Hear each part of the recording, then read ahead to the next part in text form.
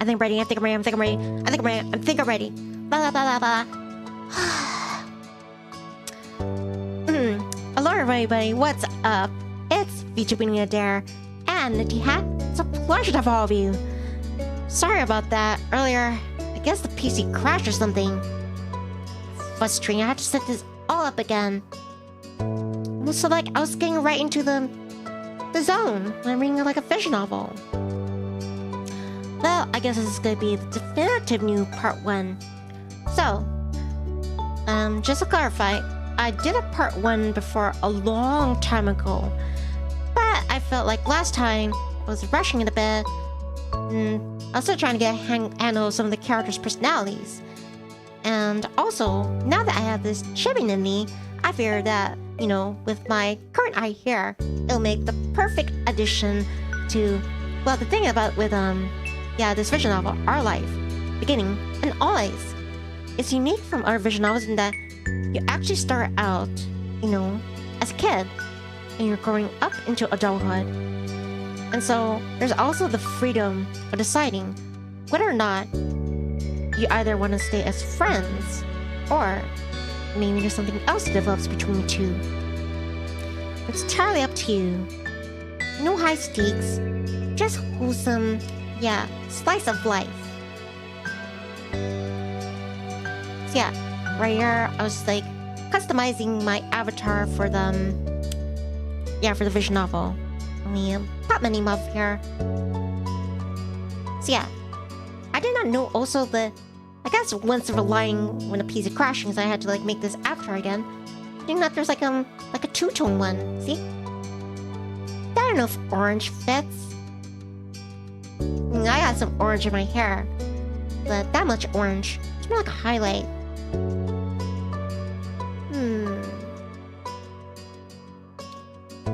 I mean, I should make it black. Nah, it's fun. Gives us a zest of life. Oh yeah, and I put red eyes, keeping my tan skin, pink and orange for my hair. Put my name, Nivni, Adair, and she.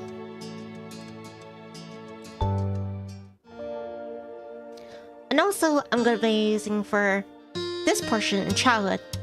There's a whole lot to this visual novel, including lots of DLCs.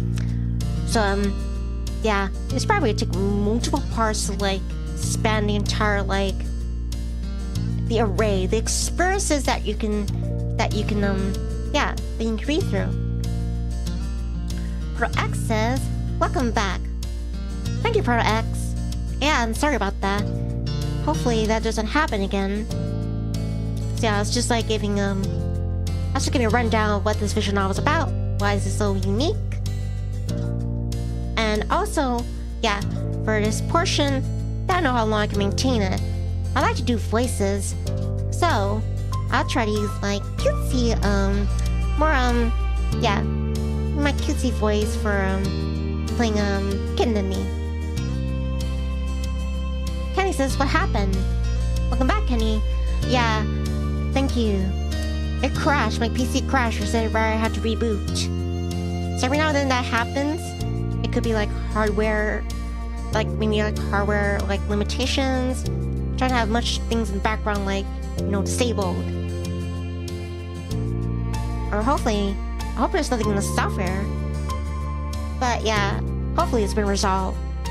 So I'll just give you a rundown that this visual novel, basically, you start as a kid, and you grow up with the person that you either become, like, you stay as friends, you know, platonically, or you become, well, like a couple, potentially in the future.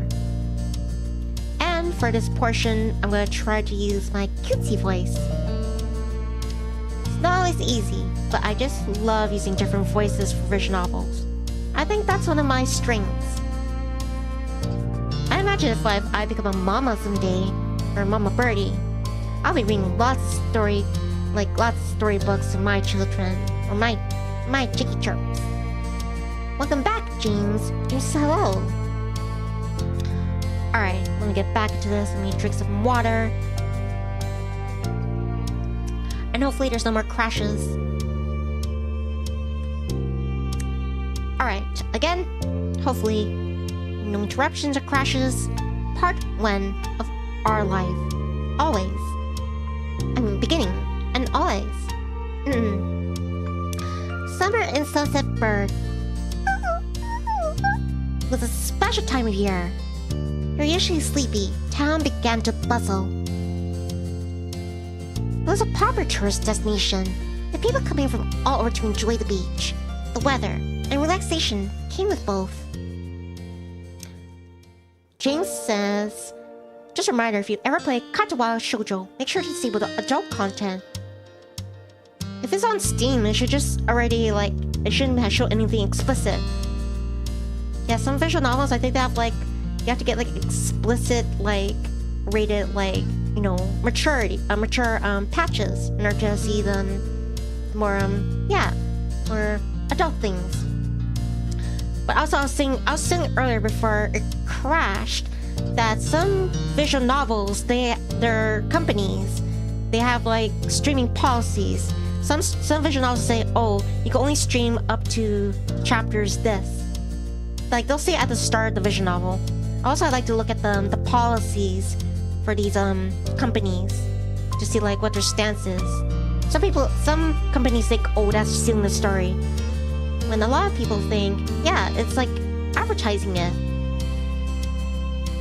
And believe it or not, I actually re-listened to my visual novel read-throughs, my playthroughs, like a whole bunch of times, because I really enjoy the stories. So yeah, even if you heard the story one time, or you saw someone play a visual novel, in my opinion at least, yeah, it's not like, oh, one and done. If it's really good, then someone's gonna always go back and replay it. There's also different choices too. Even if it's a linear one, I also listen to my linear ones. Jing says, what? Really? I did not know. I don't know if the Katawa Shoujo, I don't know if that has this, if that's allowed, if I could stream it. I'll check, but thank you for the recommendation. It was a popular tourist destination, Sunset Bird, with people coming from all over to enjoy the beach. The weather and relaxation came with both. The smell of the ocean, crisp and salty, hung in the air, bringing 3 whole months of schoolless vacation with it. Thanks for the heads up, James. That's the stream policy for that visual novel. During the summer, my moms didn't like to wander too far outside of your neighborhood. I knew. Yeah, when it reads like this, it's third-person perspective. It's like, I remember, yeah, referring to me. I knew the area pretty well. That included the people. Families came and went from Sunset Bird, but they mostly stayed and did what my moms called putting down roots. They built businesses, they got to know each other. They definitely said hello to nice young kids when they went passing their stores. Going for a walk around town mostly meant that the familiar, friendly residents waved or asked how my family was, and most often just said hello. And also these earlier choices, they shape how people will perceive you in town, what type of person you are. I'm not one for, like, you know, just automatic or, you know, just blasé pleasantries. I just, yeah, if you really mean it, then I'll say hi. I didn't really get why they always had to say hi. They see me every day. I nodded back at them anyway. It was a polite thing to do, after all. And my moms had taught me to always be respectful. But today, there was a man sitting on a curb outside my house. He was sitting with his head in his hands, his whole body slumped over. And I wondered if he was a real person or a statue that magically sprung up from the ground overnight. Whoever or whatever he was, I'd never seen him before. One thing about knowing everyone in Sunset Bird is that people, who I didn't recognize really, really stood out. It was rare for tourists to venture into their residential district, as my moms called it. So, for me, not knowing who this total stranger was set off a lot of red flags. My moms had talked with me and my big sister Lizzie about this kind of situation before.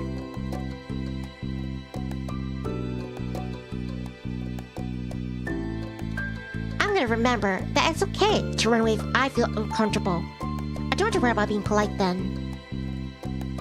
I wasn't sure about this man yet.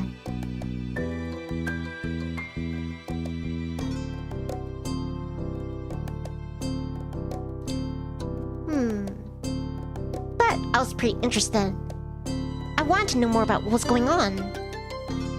I slowed down, my eyes remaining fixed on the man.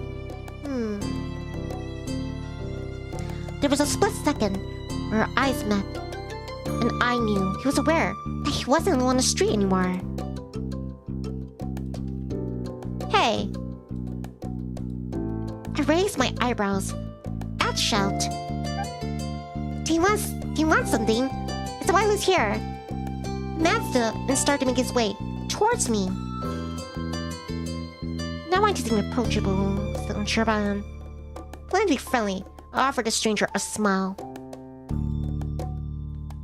The man gives a grin of his own back.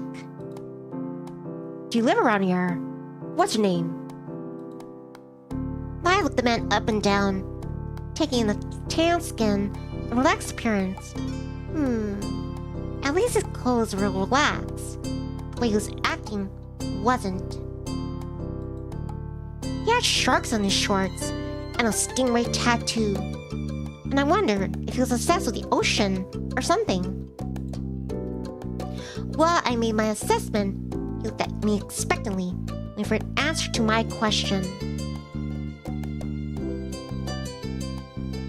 I live right here. My name's Nivni. Great, nice to meet you, Nivni. He gave me a broad smile. Relief, settling on my face. He reached into his pocket and pulled out a clean $20 bill. Ooh. It crinkled in his hand as he held it up to me. Even more confused than before, I looked back at him. Well, could you do me a favor? Nothing bad. Sorry, I should have. Let me start over. He cleared his throat and stood up straighter. From where I was standing, it just made him look creepier. I have a son. His name is Cove, who's about your age. Cove. That seemed like a strange thing for an actual living person. But then, I thought that was pretty cool. I never met anyone with that name. We moved in across the street. See? He gestured toward the house that had been empty for a year, his watch catching the late afternoon sunlight and reflecting off the walls. The gigantic "For Sale" sign was finally gone. You must be Nivni Adair, right? I met your moms earlier, and he told me you were 8. Just like him. So... He shook the $20 bill to bring it back to my attention, a hopeful smile tilting his lips at the corners. Hi, Carceline. Carson says howdy. Cute chibi model. Thanks, Carceline. And earlier, my PC, it had a hiccup. I had to reestablish the stream again. I mean, make another stream. And yeah, earlier I was just giving a rundown again. This is a unique fiction novel. You get to live from childhood to adulthood. Either be friends or be more... Carson, it's fine. Thank you, Carceline. He shook the $20 bill to bring it back to my attention. A hopeful smile, tilting his lips at the corners. Can you try to be friends with that boy? Just give it a chance. And you can keep this. He's a good kid.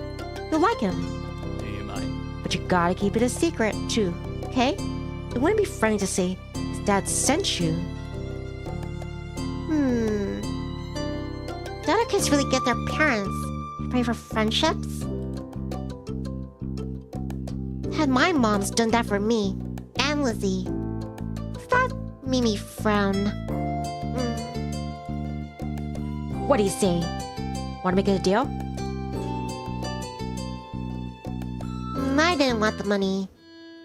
I don't want to pay for that. It's too weird. He deflated enough to notice, but not completely. Are you sure? Are you sure? It won't be so bad. Even if it's just for the summer. That'd be enough. That only made it sound more strange to me. What? Why does it lasting for the summer matter? When it was clear his initial strategy wasn't gonna fly, he tucked the bill into a back pocket and changed the request. I get you. You don't have to. But you recorded with he and I coming by for a normal visit. No money involved.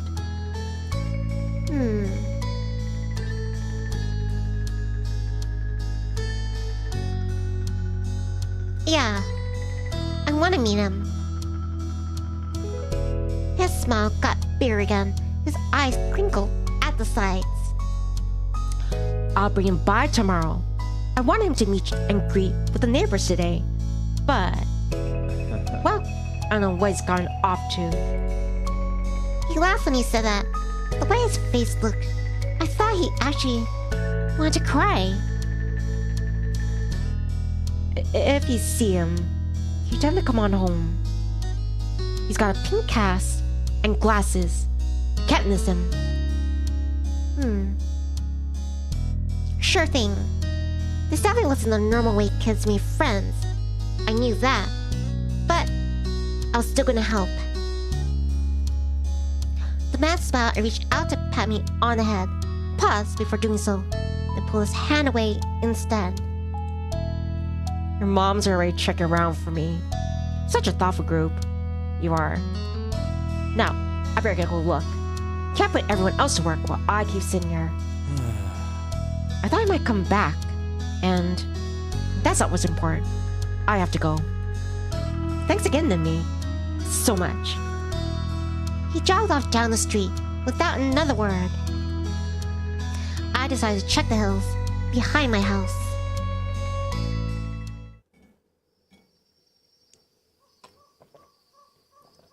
Step 1. First sight.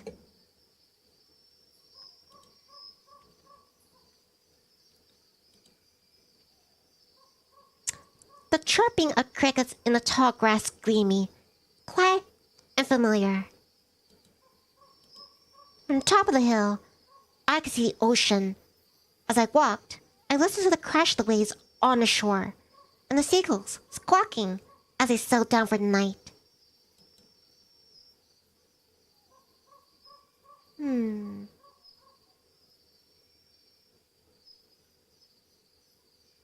I love to hear stories about the sea, about merfolk and sea serpents. I imagine living far beneath the waves. Sometimes I can almost convince myself I see the flash of a shining mermaid's tail in the distance.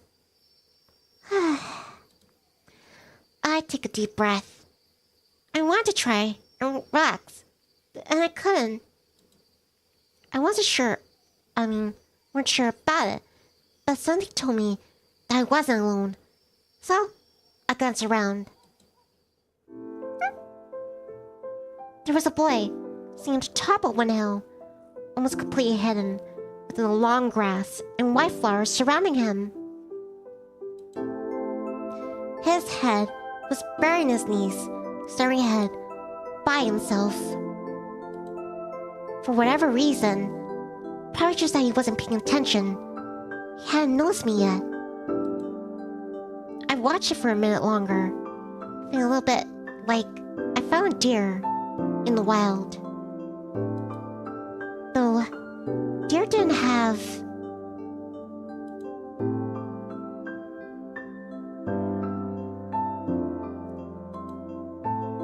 sad frowns.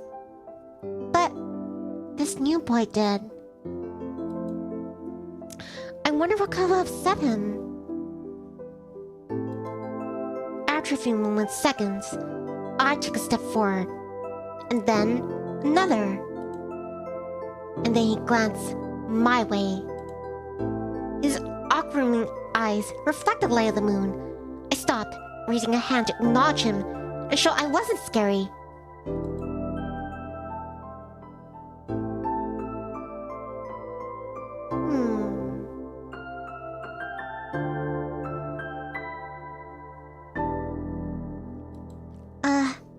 Hi. Let's start. He jumped to his feet, his hands balling to fists at his sides. He didn't say anything, just stared at me in a strange way. He'd been crying. There were traces of tears on his cheeks and his knees, soaking the hem of his shorts, and his eyes were still shining with a few more. I obviously caught him off guard. His pink cast seemed to glow in the twilight, though when he caught me staring at it, he hit his arm behind his back. Something the man earlier had said had stuck with me. Cove? Eyes wide, he studied me. How'd you know that?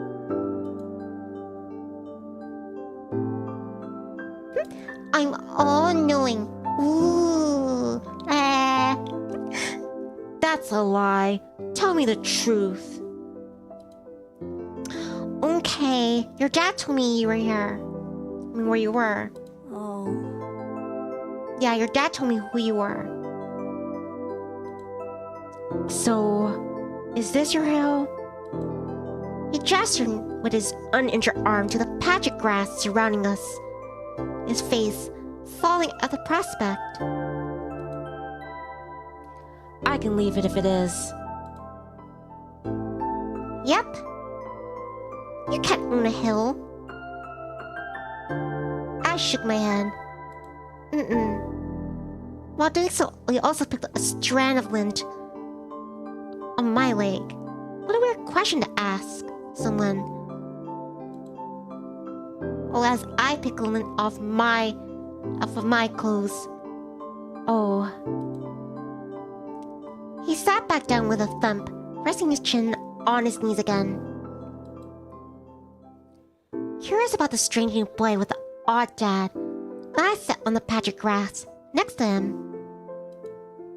The pure white flowers that covered the hill rocked back and forth gently as the stars twinkled above.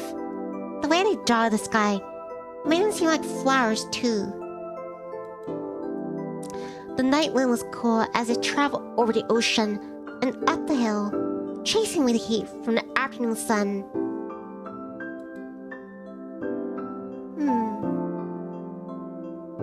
Why are you here? A quiet hiccup escaped Cove as soon as I asked the question. Almost like they never stopped, his tears started up again with a vengeance. My parents. They don't want to live together with me anymore. Tears fell fast and heavy over his flushed cheeks, sticking in his dark lashes. My mom made my dad leave, and he took me with him, and now we have a house here, and I want to go home. Outburst took me by off guard. My timing was done wailing. Cove's chest was heaving with exhaustion. He sniffled and removed his glasses, wiping at his eyes with the back of his hand, and then put them back on again. I hate this place. I want my life back. I want my mom. I'm sorry. You like it here. You just get used to it.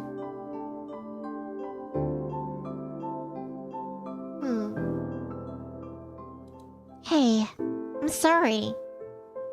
He slipped his hand underneath his glasses and pressed his fingers against his eyelids. Cove wound himself up again for another long crying fit. I felt bad for him, being forced to come here with no choice.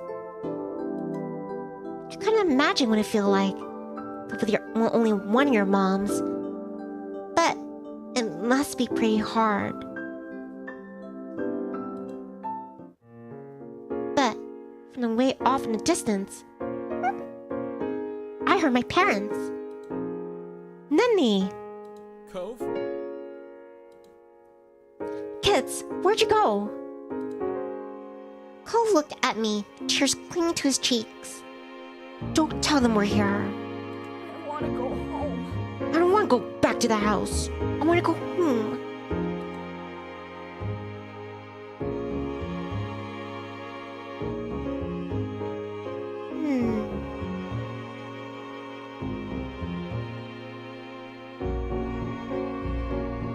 It'll be okay.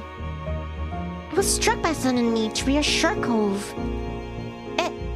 It's not gonna be fun. But isn't he your family too?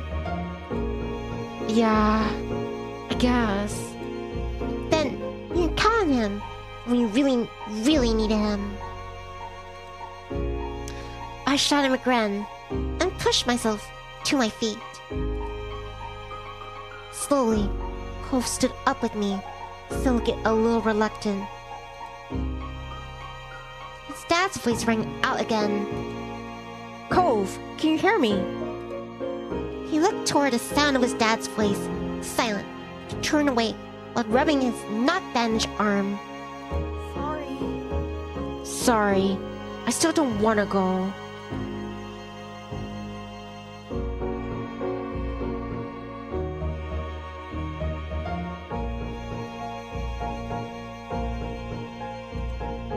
Are you sure? You had to stay outside the whole night and sleep on the wet grass.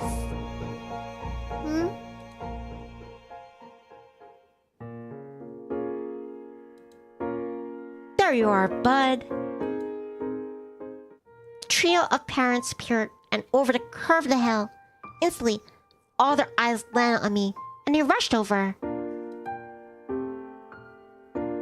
Both my moms were at my side in a split second, faces filled with worry. Nivni, you're here after all. We've been here at the park to check for Cove and then heard what happened earlier when you met the new neighbor. I thought you might have gone off further away.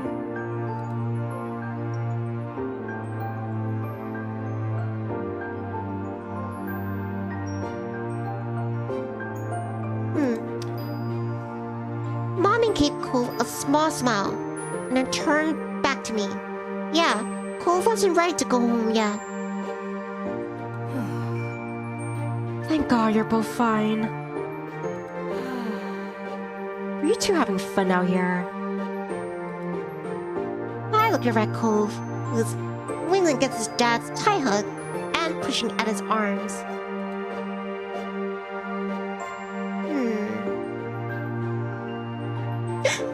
Last time I went with, yes, I like him. He's good. I think I'm gonna marry him. I nodded, slightly.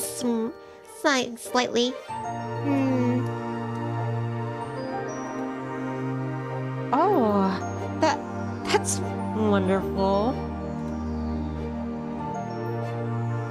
Finally, letting go of his squirming, scowly son, Cove's dad turned to the three of us.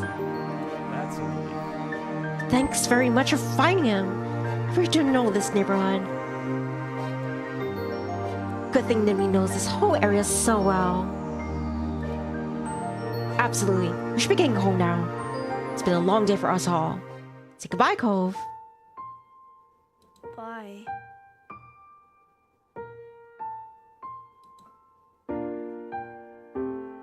Two of them walked over into the darkness, heading toward the neighborhood. I watched Cove's bright pink cast until it disappeared.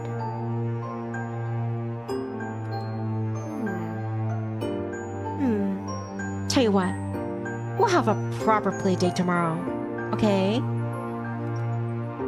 Your friend's dad wanted to bring him by to see you and Lizzie. How does that sound? Sure, casual with stuff. Of course. Then, okay. Both my moms laughed, the sounds overlapping to a warm, familiar chorus. Mommy put her arm around my shoulder and led me towards the path. Satisfied, and ready a little right to go to bed after a long, exciting day, I followed them home. Home. Choose your feelings for Cove. This is how you feel towards Cove for this step. A change in layer steps.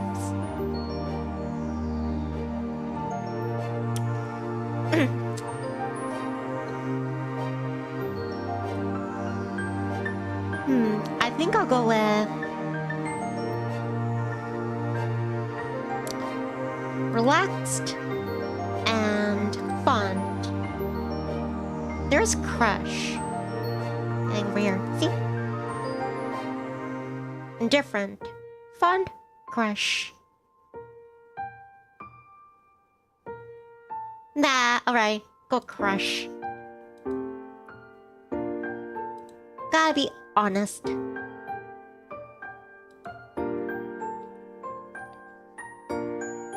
Alright, I think I'm ready.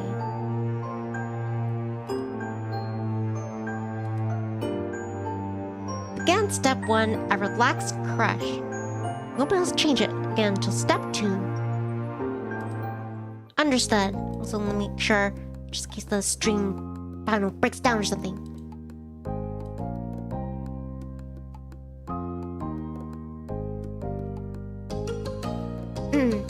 Next morning, I finished my breakfast so fast that I practically inhaled it.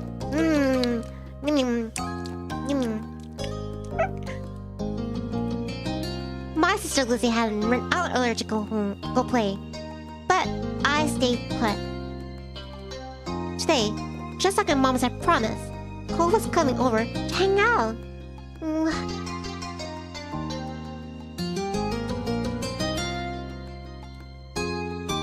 Excited to see your new friend again, Nivni? Yeah, a lot. If I was going to get married, it made sense to be around each other. How sweet. Isn't that just the sweetest thing? I bet the two of them are going to be great playmates. Okay. With that said, are you done with your breakfast?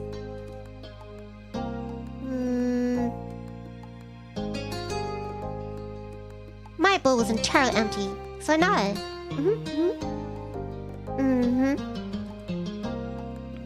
Good job. You should be here soon. Clean up again, and then on cue, there was a knock. It was hesitant, like the person wasn't sure they were in the right place. Still loud though. We need to get a more obvious doorbell. I know. Nivni, could you get it? I practically got out of my chair on the way to the door.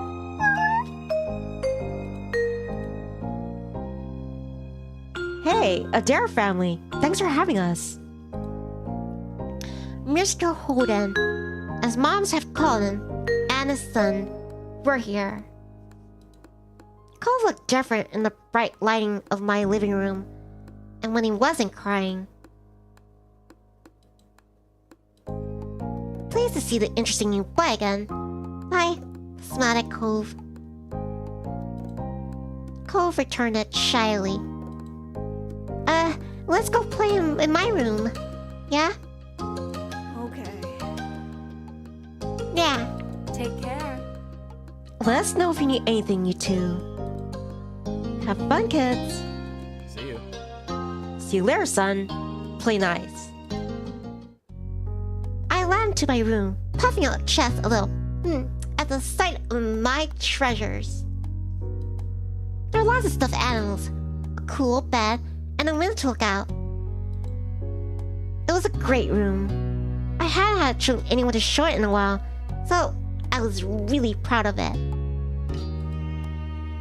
He leaned a little closer to one of the drawings on the wall. I like this. Well, I drew it. Cool. I smiled at him. I was proud of that particular piece of art, and was glad he noticed it. He turned to look around the room a little more, studying the books on my desk and the pictures on the wall.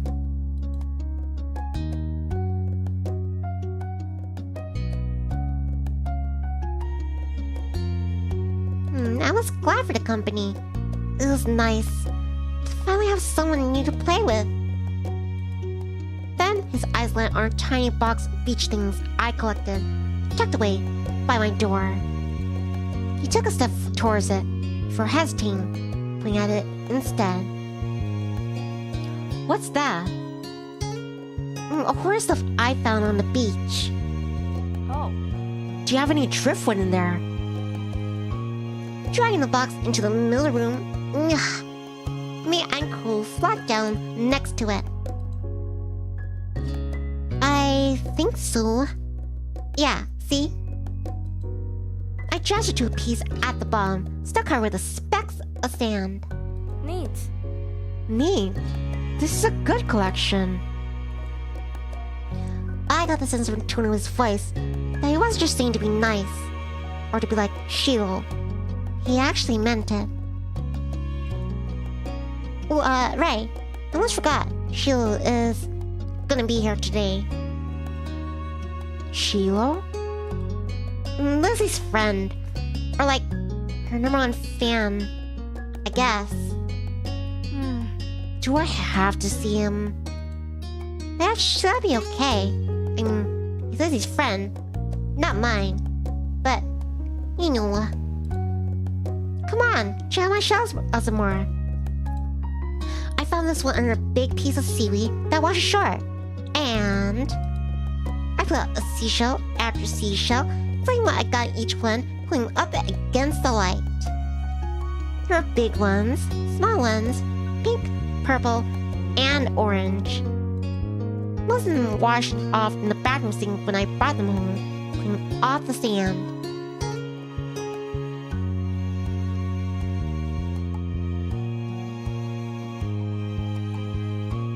The collection was so huge and varied that I had lots of funny stories to tell for all of them. Apparently fascinated either by the stories or by the shell themselves, Cove listened with what looked like the full force of his attention. Like when I almost got pinched by Hermit Crab while searching for shells, and after watching it scuttle away back into the ocean, I found another empty shell that was almost like a twin to his home. It was a new experience to be the center of such dedicated focus. For some reason, it was making my cheeks feel warm. I never felt something like this around someone before. It's kind of weird. Kids, come down to the living room. I could tell the idea was making him unhappy. Well, Mommy wasn't going to give me much of a chance to hang around much. Cove had men like this mean me. I guess it was because he thinks I found each other by accident. Not that a parent made it happen. Wish I must be right that telling Cove's dad was part of that would be a bad idea. Before I knew it, we both had been escorted downstairs and deposited in the living room, ready for Sheila's visit. Two of us sat side by side on the floor of our home's entryway. I brought the box of shells. I want to keep looking at them.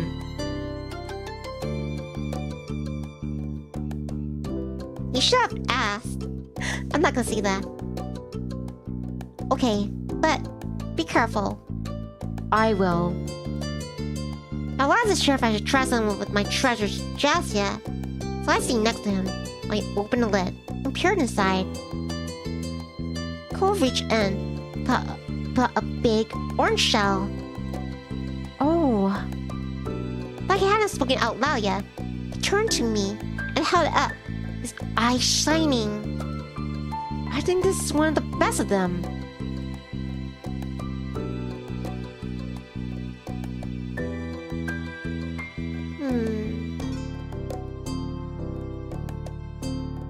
You can take it. Cove looked at me in surprise, his eyes going wide. Really? Sure, you like it a lot, right? Uh-huh, but I don't want to take it from you. It's okay. I got the impression he was hesitant to accept, because he didn't know me very well.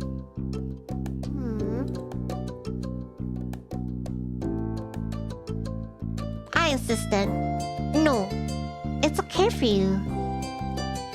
I pushed the shell against Cove's chest, willing to receive the present. Cove firmly shook his head, kept his arms tightly at his sides. It was a battle I couldn't win. At least, not today. Cove was my neighbor now. Maybe I could give it to him another time. Two of us are still sitting on the floor, looking through our collection of beach finds, when the doorbell finally rang. Cole jumped, startled by the sound. Since the person hadn't knocked, I figured it was probably Shield. He knew where to look for that. Lizzie's friend? I nodded, but that didn't seem to make Cole feel any better. It's very obvious that Cole didn't hide things well. I could tell he was thinking right away. This isn't a good idea. He'll be alright. He's here. Can't tell him to leave. He's our only door, and if you go upstairs, he'll find you. Cole glanced around the room, his eyes wide, and finally paused with his gaze locked in the back of the house. I can go out the window. He was already walking towards it. Scrambling to think of something to say, I stepped forward and then paused.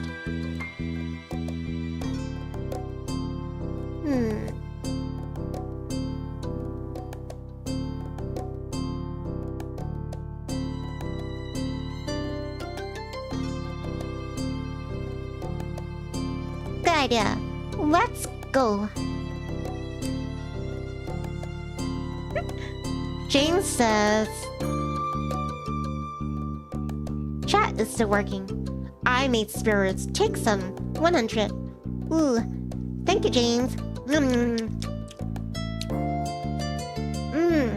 It's delicious. Thanks, James. Juicy. Nah. Hurry. They'll see where we're going. He glanced back at me, then nodded. Two of us made our way to the window together. It wasn't much of a distance to clamber out, but by the time I landed gently in the bushes, I looked out to see that Cove was already taking off away from the house. Hey! He was fast, but I knew I could outrun it if I had to.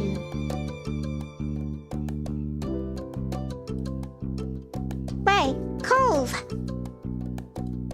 I ran as fast as my legs could take me, grass sweeping around my ankles as I did so.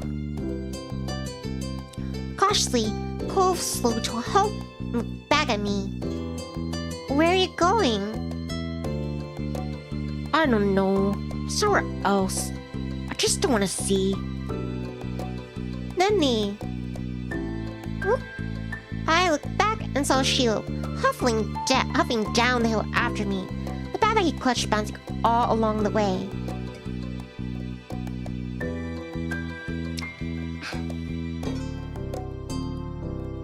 What are you doing? Can I come? He must have seen us leaving out the window and fell behind. Hi. Oh, hi. Are you Cove? Yeah. Yeah. I'm Shiloh. Okay. Yep, are we going back? We're gonna play outside. Sheila's eyes move between me and Cove. The smile remains strong on his face. I got a tiny frown from Cove in response. I was just grateful he hadn't asked why we've been running away. Inside, left the box on the floor. Right, my shells and stuff. We have to make sure they're okay. Okay. With Shiel trailing behind, Cove and I headed back towards the house. The plan for the afternoon, at least as far as I was concerned, was to sit and look at the beach things some more.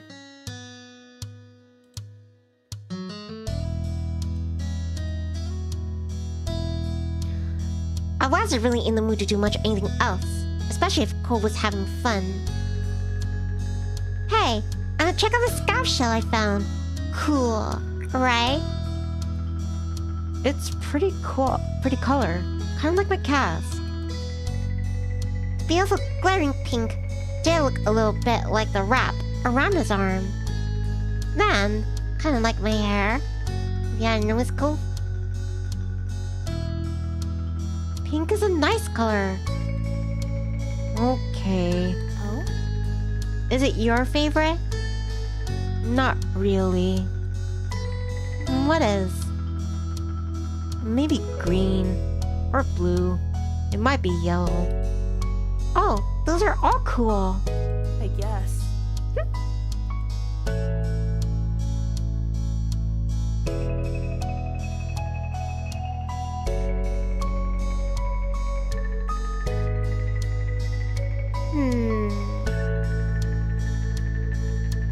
Not sure how to deal with this anymore.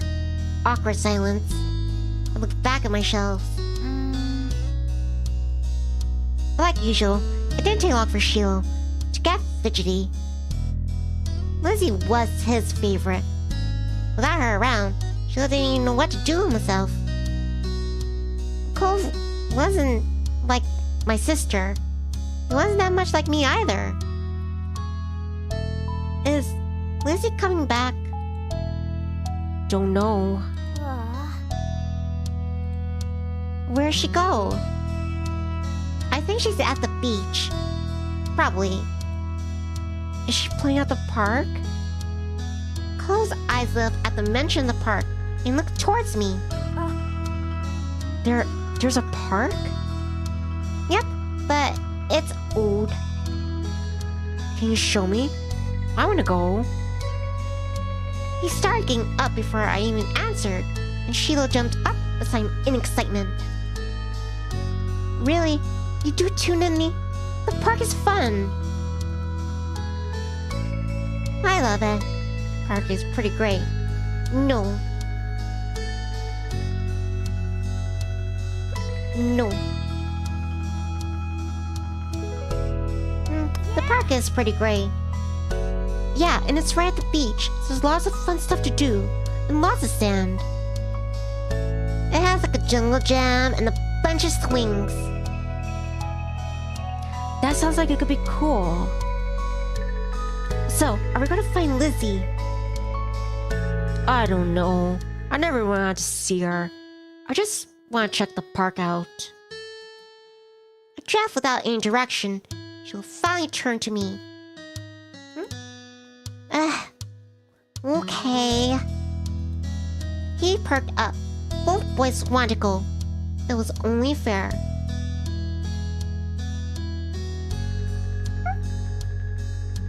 After getting permission from my moms, the three of us were ready to head out. It was a short walk to the park. Lizzie had convinced my moms that it was so short, and she'd always be allowed to walk there by herself. When I found her, she was hanging on the jungle gym, swinging back and forth. Hey, Lizzie! Her face lit up when she saw me, her big, brown eyes going wide. Nivni, Shiloh. Hi. She dropped down to the ground and left with a soft thud in the sand. In a split second, she abandoned me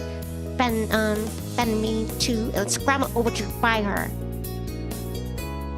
I was used to being left out when it was just the three of us. No? Cove was here. It was nice to have someone who stuck with me. Who's that? It's Cove. He's new. Hi. I remember. Hi, Cove. Welcome to my park. Nobody comes to play here, so this is where we get together. She gestured wildly with her arms as if to present the area to the newcomer. While Lizzie continued talking, I took the chance to kick off my shoes and wriggle my toes through the warm sand. Nice, huh? In this neighborhood, I'm the one who comes up with the ideas. Hi, Jordan. Jordan says, hi, Chippy Nip Pup. Aw, the chat is stuck again. But it's good to see you, Jordan. Nice, huh? In this neighborhood, I'm the one who comes up with the ideas. You are? Uh-huh. Yeah, I am. Who else can handle the job? Lizzie is the oldest. By a lot. My mom said you're Nini's age. Yeah. That's so.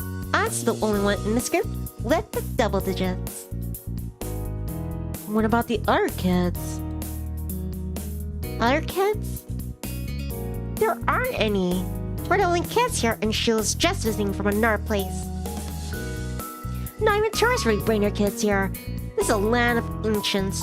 Careful that the oldies will try to steal your youth. Oh. Hey. For a second, it looked like he might cry again. But Slinger's eyes shifted, and back at Lizzie. What kind of old people? Like moms and dads? Or grandparents? Grandparents don't have kids. They hate kids. Why? We haven't done anything.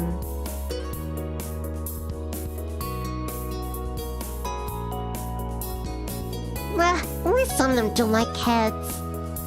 I interjected quickly, hoping Lizzie wouldn't take things too far. Cole sniffled, his forehead creasing with worry. Lizzie was staring Cole down, but Cole wasn't looking at her anymore. He didn't seem to care that she was there. He went into his own head.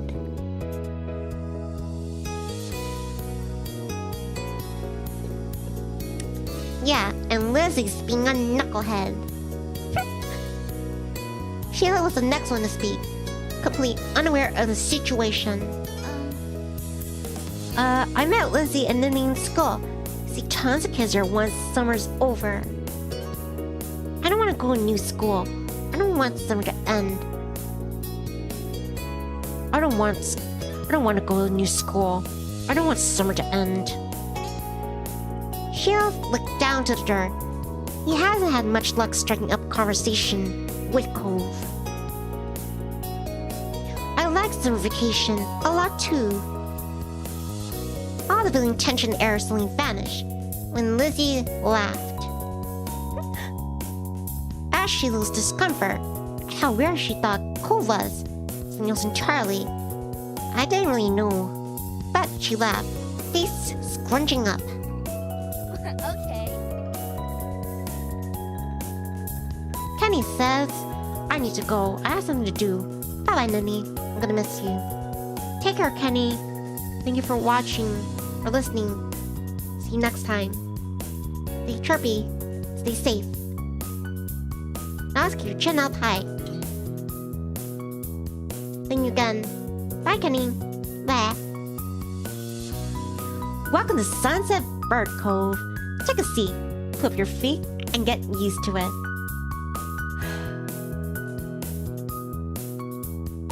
I offered him a small smile, then at least looked to reassure him some. For the rest of the summer, Cove was always there. I saw him more often than Sheila. On Sundays, when she was in a bad mood or busy, and we saw him more than Lizzie. He became a staple of my everyday life, the way his sun, and lunch, and the beach were.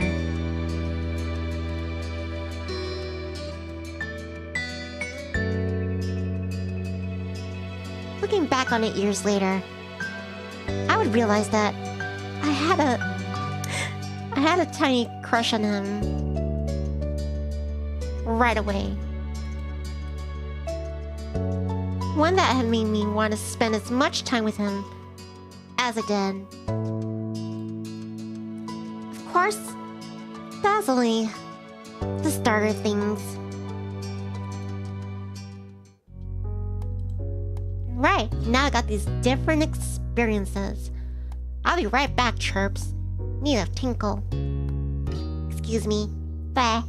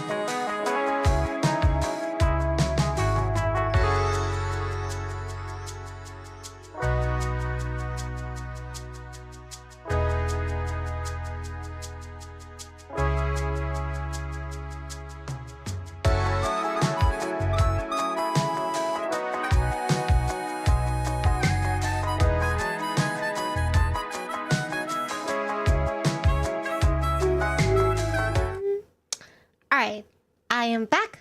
And Roy Chirps.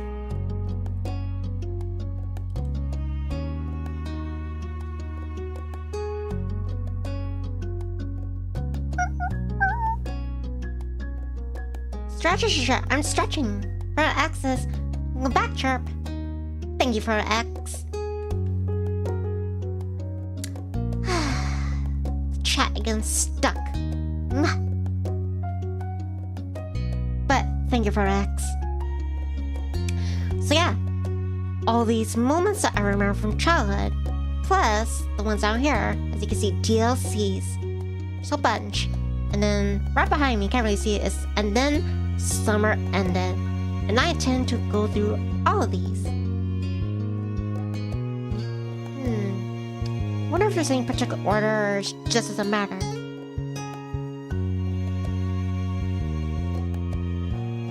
Which one should I go with? I guess one at a time then. Yeah, I'll go from left to right.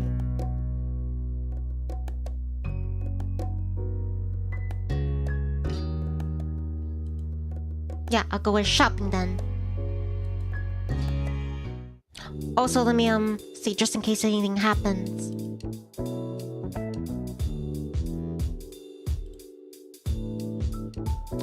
Come back before it gets dark.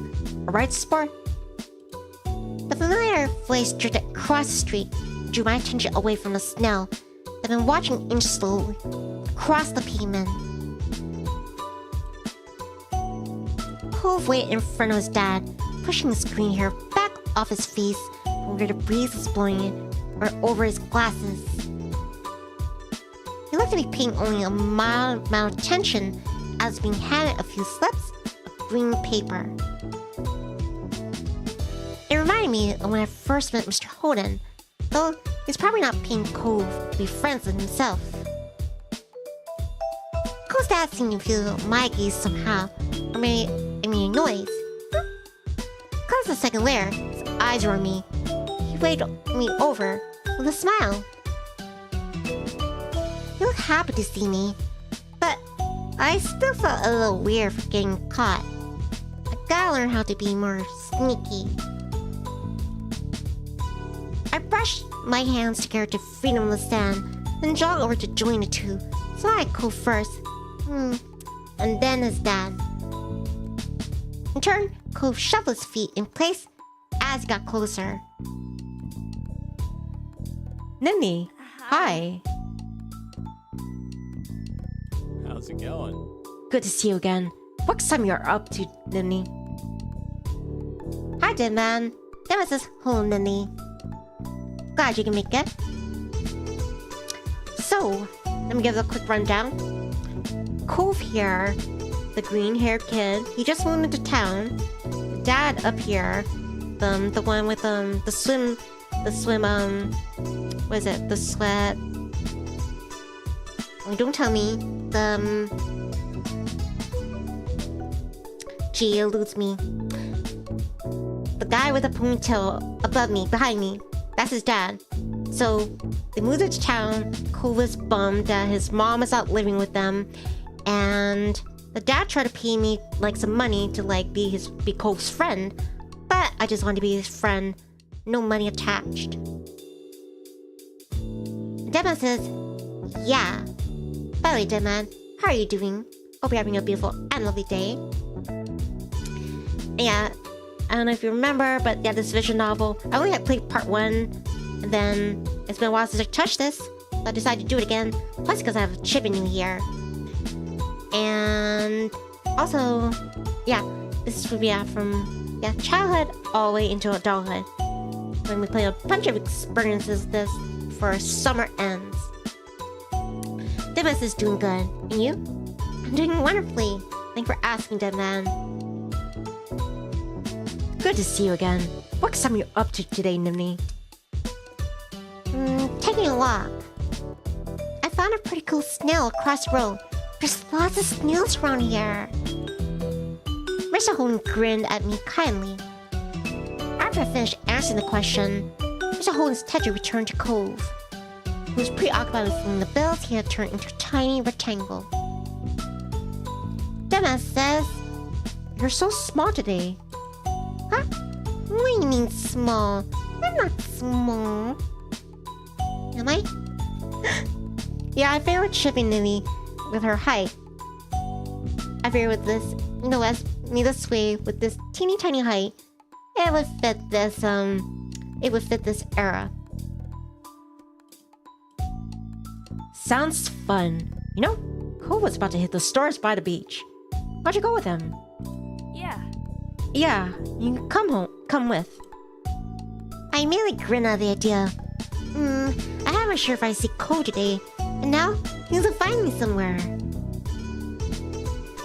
Also, you get to decide, like, at the very beginning, I have to decide, like, how did I feel about him? Because either our relationship with Cove could either be, you know, friendship for a lifetime, or it could be friends, and then it could turn to something more. I had a little crush on him, but also that I felt comfortable around him, or where I could be comforting. This day couldn't get much better. Great. I'm sure you guys will have loads of fun. Mr. Holden reached into his pocket and pulled a leather wallet filled with money. I found it odd though, since my mom's only seemed to ever have cards, and theirs. Here. He leaned to pass a crisp 10 to Cove, give me a wink and whisper. Get something for your friend too. Sure. Good kid. That's my boy. Cove's dad ruffled his son's hair as he straightened back up. The bill in his hand still held out towards the green-haired boy.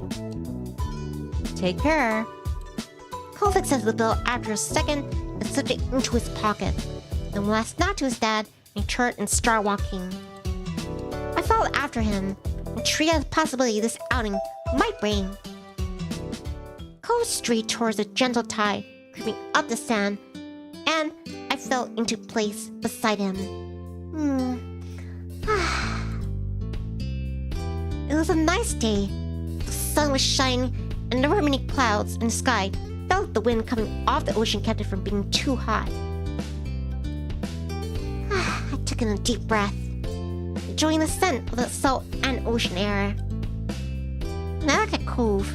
He was dragging his feet through sand a little, and I slowed down a bit to wait for him. His eyes searched the ground intently. Looking for snails? Looking for shells?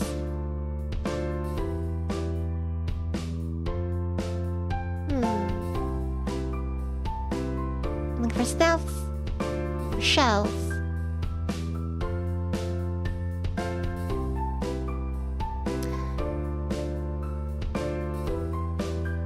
Ask him questions are related to his feelings. Sometimes guys, they seem to not want to express their feelings. Are you looking for shells? Cove startled a little at the sound of my voice and mumbled, sort of. If you see any, can you let me know? I can manage that. I dropped my view to the sand, walking carefully so I didn't step on any. We were good at finding shells. I had a lot of them at home and always found new ones whenever I visit the beach. The comforting sound of the waves filled the silence with pleasant, white noise, and I played a little game with myself as I walked along, getting as close to the water as possible without getting wet. Wait, what was that?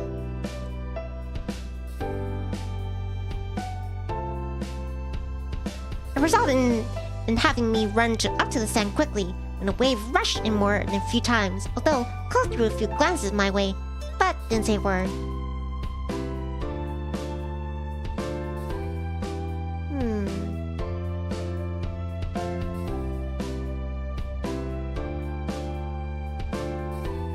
Don't have to say anything. Sometimes we just want to hang out in silence. I didn't either. He seemed altogether too invested in the floor to pay any attention. I decided to watch the waves as they inched closer and closer to my feet instead.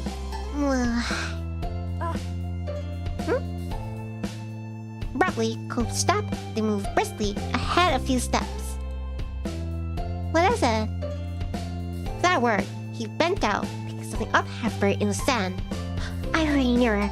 Here's a glancing over his shoulder. What is it? What is it?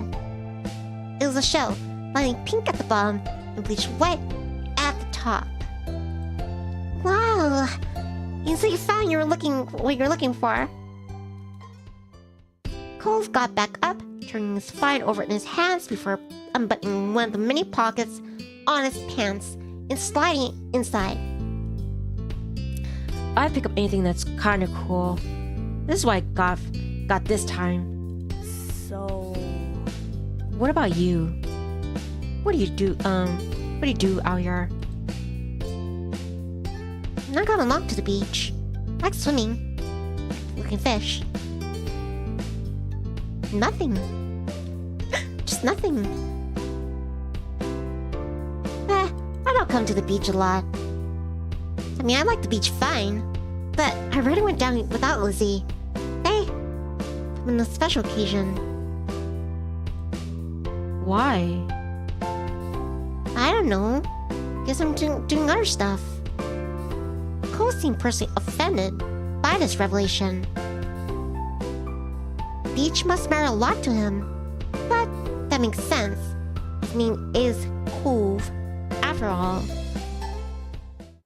Once I reached the shopping area, noise level grew exponentially. Largest waves and footsteps, but the chatter of people enjoying the lovely summer day. Call the birds, trying to find bits of food left behind, and lots of sales people trying to get attention.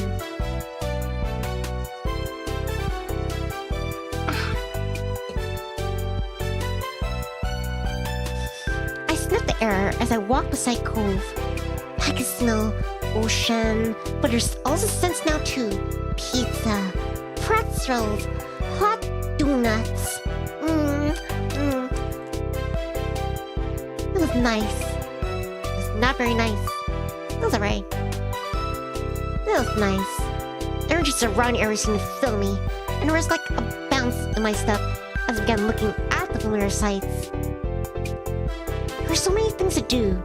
I didn't know where to begin. I looked at Cove, hoping he was just excited as I was. Cove was glancing from one side of the street to the other, a look in his awkward eyes that I couldn't quite work out. What's that? Cove pointed to a large crowd of people gathering near a few tables, large cover umbrellas blooming from their middles. Oh, hi, Robot. Rose says, hey, Nev. It's very relaxing and fun watching your streams. I hope you're doing well. I am, Robot. Earlier, though, when I tried to stream, I guess my PC, was, like, trying to be stubborn. But, yeah, so far, everything's good. Glad you can make it. Please enjoy the stream. I could see past the adults who were blocking the way, but I knew there must be something we're seeing. Without another word, two of us hurried over to see what all the commotion was about. Feast your eyes on the amazing Alexander! In the center of the crowd was a man with a tall hat and a funny green coat that had three long tails.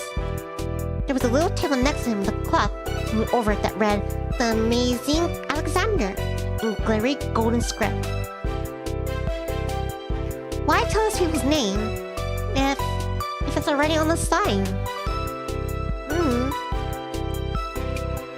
Cove hung with understanding and turned to walk away just as the amazing Alexander began shuffling a deck of cards. Maybe we could stay and watch? Cove glanced back at the man. He then briefly lifted his arm up off his sides before returning them to place. I grinned, waiting for him to follow as I raced back to the stand in the crowd. With that, it began. The magic man pulled one card out of the deck, showing it to the curious onlookers. It was 4 diamonds. Watch closely. I did, squeezing through a few of the adult onlookers to get a better look, a better view. Suddenly, the man snapped his fingers and the card just disappeared. How did that happen? Wow.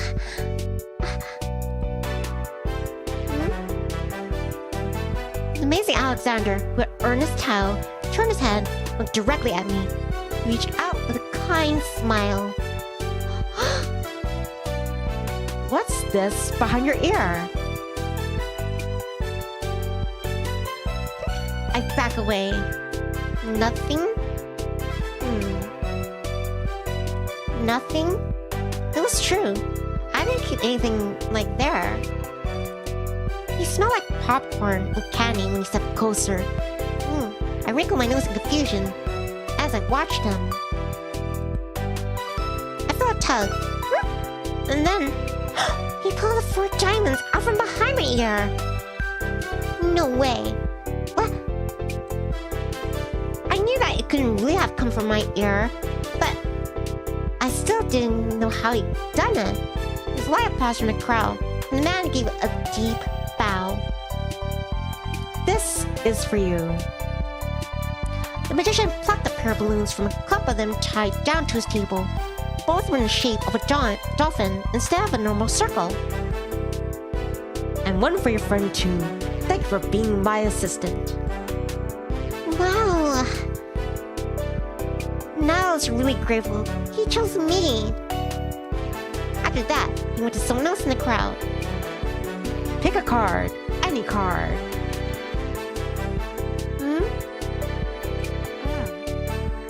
My uncle does that every time he visits.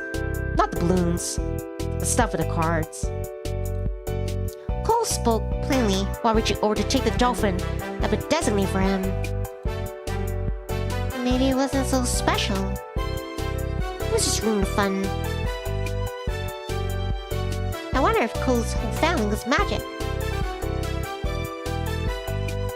If so, he was lucky. The crowd started to clear some, and I noticed to the side there was a whole rack of bright-colored kaleidoscopes on display. Ghostwood says, I smell a sharp pink finch. Hey, I'm not sure. You get down here and say that to my face, Ghostwood.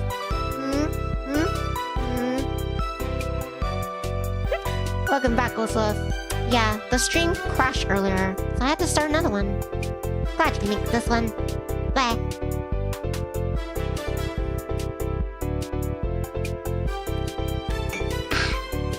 The crowd started to clear some, and I noticed to the side there's a whole rack of bright-colored kaleidoscopes on display. And I hit the kaleidoscope with a Rubik's Cube, picked up a magic 8-ball, walked past it twice. Pick up a kaleidoscope. Ooh, these are cool. I shifted my balloon string to the other hand so I could bring the mysterious tunnel to my eye. A whole pile of colors appeared right in front of me, spinning into all kinds of different shapes as I twisted the end of the tube.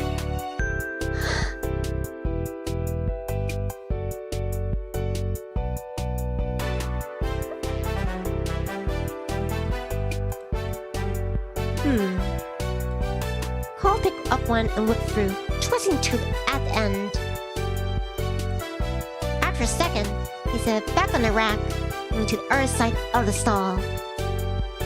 He went from the awning, here was his own floating dolphin, and joined me, and I joined him.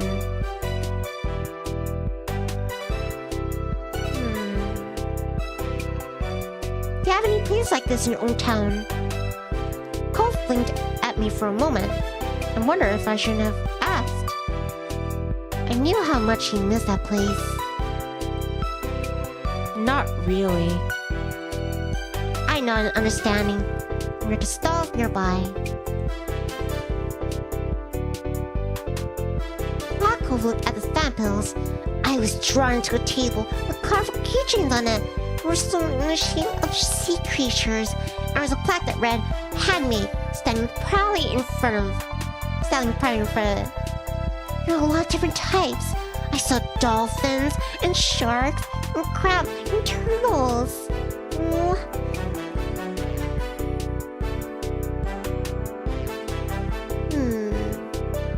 I picked up the turtle.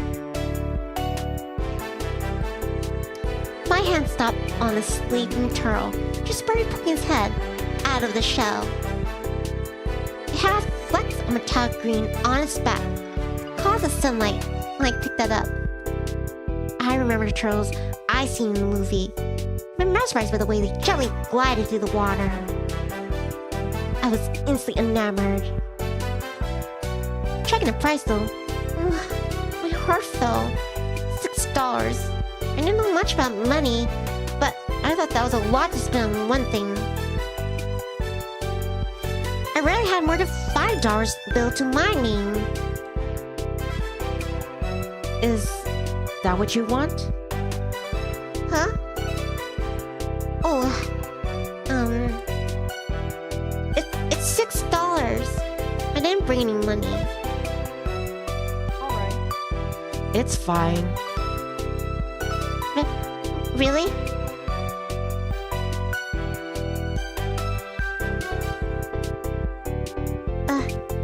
Really? Cove took the keychain from my hands, and that was that. He was holding a small yellow bucket for himself too. It's cool. Did you get it? I smiled. He's how things work out. It was nice of Cove's dad to let Cove buy something for me too.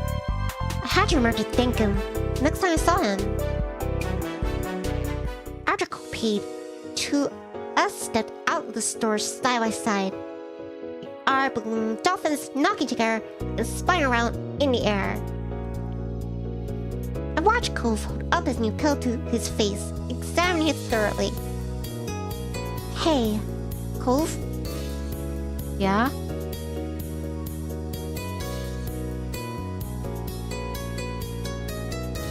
Your dad gives out a lot of money, huh?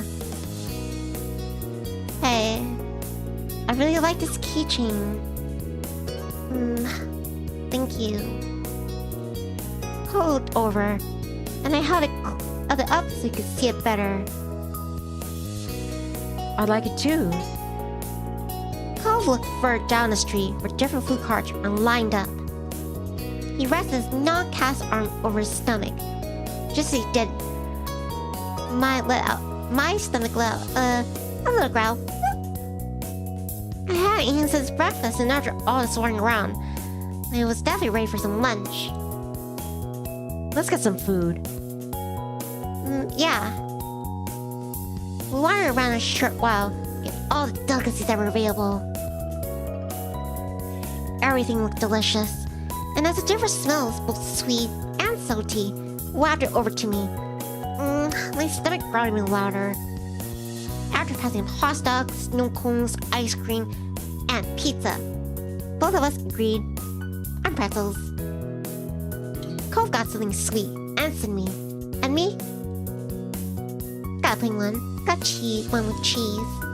No, please no, no, please no, no, no, no, no. I can't catch a break. Done with chocolate.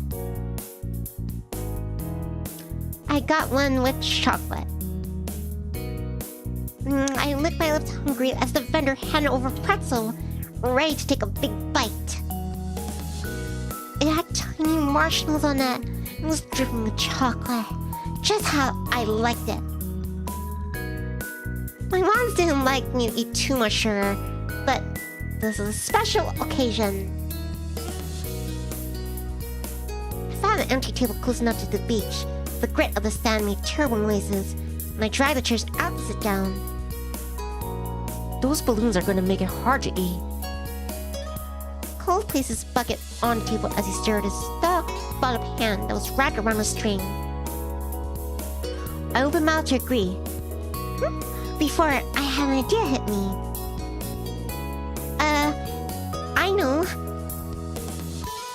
After carefully placing my pretzel somewhere against Sandy, I tugged the balloon dolphin out of Cove's hand and tied to a delicate bow around his wrist. Oh. Cove bounced his arm up and down in place, testing the stability of the knot. After watching his balloon jostle around but remain attached, he smiled, satisfied. Can you do it for me? He repeated the ritual, Cove struggles somewhat, with the cast restricting his finger on one hand and a string already tangled around the other. But the action, it made me feel strangely happy. I couldn't look him in the eyes. Okay. Got it. Two of us spent a moment admiring our handiworks, both hands now free to allow easy munching on our pretzels. I bit into the dewy treat, savoring the taste on my tongue, with a smile as I looked out at the ocean. After a time, I finished my pretzel. We're done before Cove. It was boring not having anything to do. I pulled on the string of my balloon to bring it down to my level. Then, I held the dolphin in my hands, manipulated to make it look like it was jumping through the air. I turned to face towards the beach.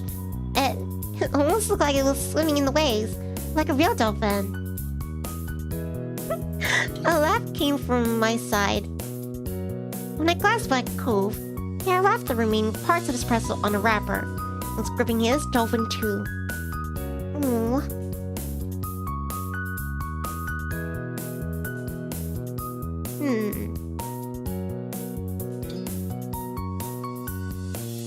My name is Merryweather, and he's the prince of all dolphins. My name is Sam. You're just a regular dolphin. My name is Cherry. She's actually an alien. My name is Splash. They star in movies.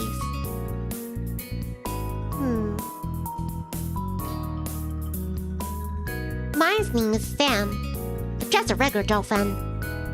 I sighed, thinking how great it would be to have a pet dolphin of my own.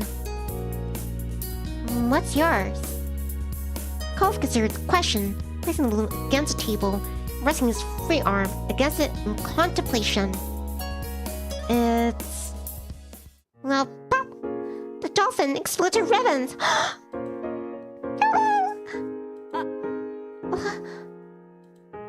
Oh no. For a second, all Cole did was gape it in shock. I did. His cheeks puffed up, squinting his eyes. I saw tears start to glisten. Nivni, it...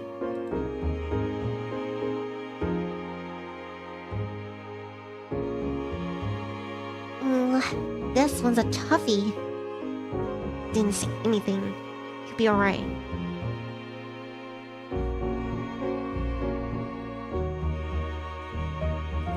Here. No, Cove, don't cry. I quickly pulled a knot around my wrist loose and passed my balloon over to Cove. It wasn't the same color, but I hope Cove would accept it anyway. Here, you have this one. Cole sniffled, a little tear running down his cheek. No, I don't want to take yours from you. Then, we're sharing. It's your turn to hold it. Really? Yeah, it's okay.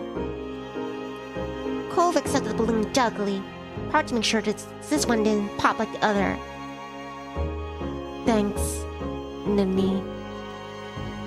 Seeing like that felt much better, becoming a dolphin for myself. Passing Cove's balloon was the last major event of my adventure.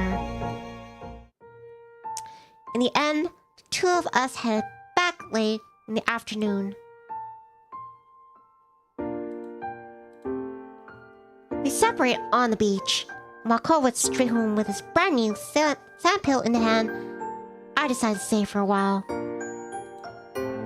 Watch the waves and the sunset, filling with my new keychain.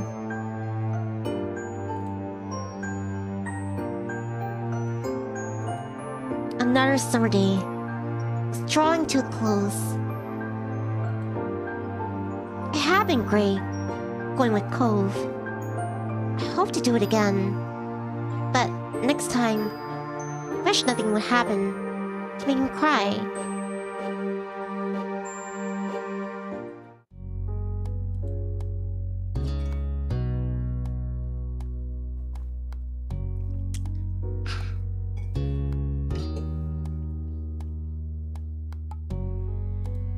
grown-up.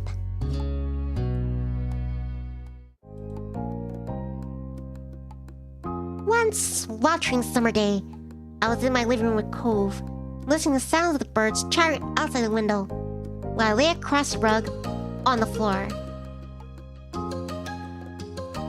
Cove's dad dropped him off earlier, and my moms had left the two of us alone, along with Lizzie, playing amongst ourselves. It had been too hot to go outside in the afternoon, at least according to Mommy, so my sister was starting to get impatient with her golf class that evening. The three of us had trouble finding something fun to do. Beach and the playground were off limits, and I felt that it was too warm for anything like playing with your fuzzy toy animals. Then, suddenly a light came to Lizzie's big brown eyes, and her smile spread across her face. Having an idea gave her a new wave of energy. Since we're stuck inside, we should be adults. They don't play outdoors anyways. There's always inside and telling everyone they're too busy to play. Why? Duh. I said why, and it'll be fun. Duh. What do they do inside that we don't? Besides, we use the phone a lot. Exclaiming a small huff, Lizzie decides to ignore Cove. What do you think? Nivni, what do you think? Do you want to? Cole said it. That doesn't sound fun.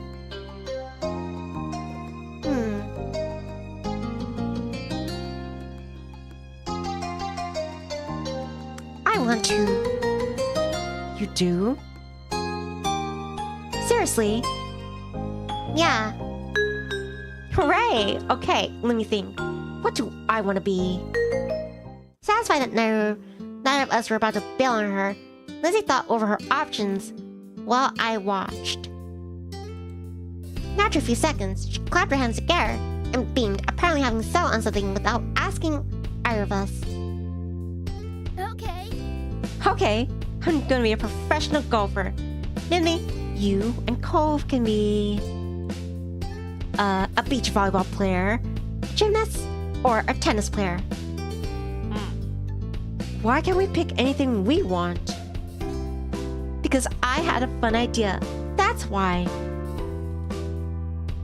And we had to play sports as adults?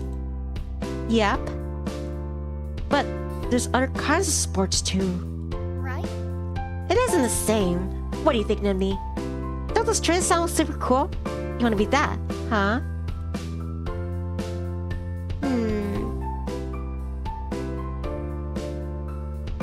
Isn't there anything else it can be? Lizzie stomped a foot on the ground.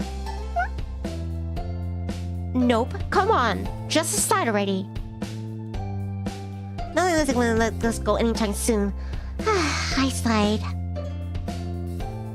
Cole was not impressed with Lizzie's attitude, though he didn't bother talking more about it for now. I thought over just a list of possibilities. Beach volleyball player, gymnastics, tennis. Out of all of them, I prefer to play... beach volleyball. I gotta spend the afternoon at the beach for real. Might as well pretend that I was there. I can even wear swimsuits to make it seem more realistic. Although Lizzie would probably let everyone off and do that now that she had me here. Yes, that was clearly the top option. Okay, I'm gonna be a volleyball player. Alright. How about you, Cove? I'll be a volleyball player with Nivni. Leslie threw her hands in the air, the annoyed sound. You guys can't be the same thing. That's not how it works. You didn't say that. The rule was picking from the list. Can't keep adding more. Leslie looked at the two of us, then shook her head, resigned to losing this battle, but not the war. Fine, you're both volleyball players, but you're on the same team, because there's only one. Lizzie's pointing to a bubble when she proudly stretched her arms wide. The Olympic team! What? We're Olympic athletes who just compete in the Olympics. Cole didn't seem all that impressed with the announcement. He made a face and adjusted the glasses on his nose. That's really specific. Rude. That's when it makes fun. Anyway. Lizzie marched back and forth in front of both of us, getting lost in her own imagination. I won all the gold medals, And people are calling me the next Mickey Wright. who's that? Lizzie stopped on the spot and turned on him, her brown eyes shining with impatience. It doesn't matter if you know who she is. It's a golf thing. You guys won medals too. Your team placed at silver. It's more real if we're not all first place.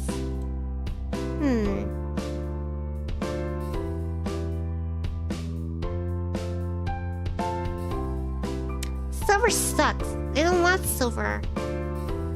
I feel my arms across my chest, staring Lizzie down. Me neither. I nodded at Cove, happy that he had my back. Sorry. Lots of people lose the Olympics.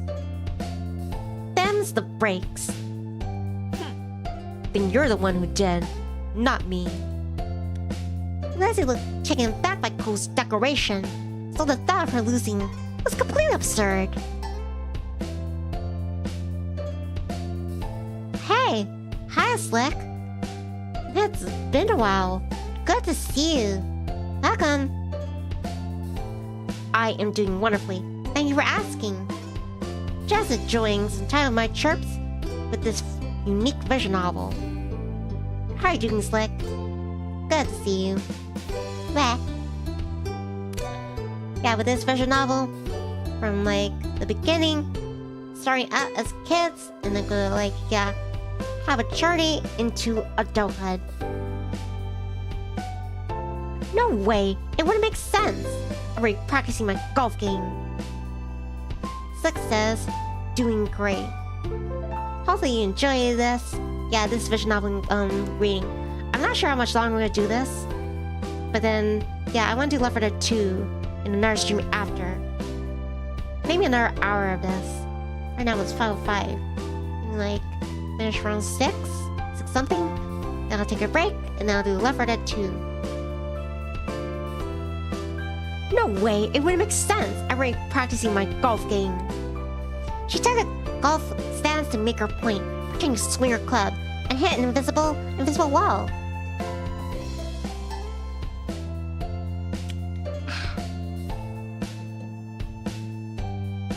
So, what kind of house do you want to live in? Cove hasn't changed his mind about winning, but about where he lived as an adult appealed to him, apparently, because he looked back at Lizzie with some of the anger fading. I'm gonna live on the beach. Lizzie made a face at him, poking out her tongue. That's kind of boring. We already have that. No, not like the normal houses here with a street. On it. Right on the sand. By the water. Just like that, all the tension was back. I hadn't even noticed I had a chance to choose where I would want to live. That's not very fun or smart, Cove. Can't live on a bunch of sand and shells. But I want to, and I will. You know, it's not that far-fetched. One person actually lives like on the water, you know, in real life. Cove narrowed his eyes at Lizzie, even though she stood half a head taller than him. You did have a list of things to pick from this time, so I'm picking that. Why are we even playing pretend? I can't imagine anything. He has a good point. Jeez, I'm gonna live in a mansion, far away from here, and far away from you. One with an indoor pool and a place to practice my award-winning golfing. How come come you're yelling about me, about mine, when your idea is even more impossible? Lizzie's face flushed red, her hands balling to fists at her sides. It's not impossible, and it's better than yours. Disagreements always seemed crop-ups when the two of them were together, and I always felt like I was stuck in the middle. But then, when it came to the topic at hand this time, I thought, Cove was right. Cove's idea is good. I shouldn't say mine is the only right one. No one asked for your opinion. Somehow, you agree with Cove and look nervous. He tried to ignore it by continuing his debate with Lizzie. You can swim wherever you want if you live on a beach. You can still swim anytime you want from where we live now. Being a little closer doesn't mean anything. Says you. Two of them scowled at each other. You're being so unreasonable. You. I don't get what you want. This game doesn't make sense. It does. You have to be realistic. I said that. What, in a mansion is? But you're not. I had no idea what to make them two stop at this point. If you guys two would just keep working at each other as long as they could. Nothing I said so far had kept them from being mad. Thankfully, like a green card angel, Mom walked into the room. Lizzie rushed to her, hanging onto the hem of her shirt and pulling out her tongue at Cove. Lizzie, Nivni, it's time to get ready to go. You alright with that? Sorry to leave you already, Cove. The mommy said she'll walk you home so you won't be left in the cold. Cove was still glaring at Lizzie, his face flushed red with anger. I can go by myself. But... Bye. Bye, Nivni. There was still a harsh edge to the brief farewell, but I knew it wasn't at me that he was mad at. Without giving Mom a chance to stop him, Cove stood up and stalked out the room, shoulders drawn tight. Okay. Worried, Mom turned to look down at me and Lizzie. You two were playing nice with our new friend, weren't you? I'll tell the truth. We were playing pretend, and things got intense. They're like cats and dogs. You're like, meow, meow, and bark, bark, bark, bark. My sister's jaw dropped, looking betrayed, as Mom put both her hands on her hips. Elizabeth! I told you to be kind to him. He's having a hard time right now. Lizzie's mouth closed back up, replaced by a tiny frown. I know, I tried, but he was... That's enough. No buts. Both know you can show some great time when you put your mind to it. We're going to apologize to Cove and his dad over the phone when he gets home from work tonight. Lizzie hung her head, dragging a foot across the ground in front of her. Okay, Mom. Good girl. I caught pieces of Lizzie sulking to herself about how it was his fault too, but it was over. Ah, right. We're gonna move on. Let's go. Let's go, kids. Lonnie, where did you leave the car keys? Mom hustled us out of the door, and I noticed during the car ride to golf practice that Lizzie was quieter than usual. She was usually the first one to request music to listen to the car, but she didn't say anything. My parents noticed she wasn't in the mood to being bothered. I gave her space, but Mom just asked me what I'd like to listen to.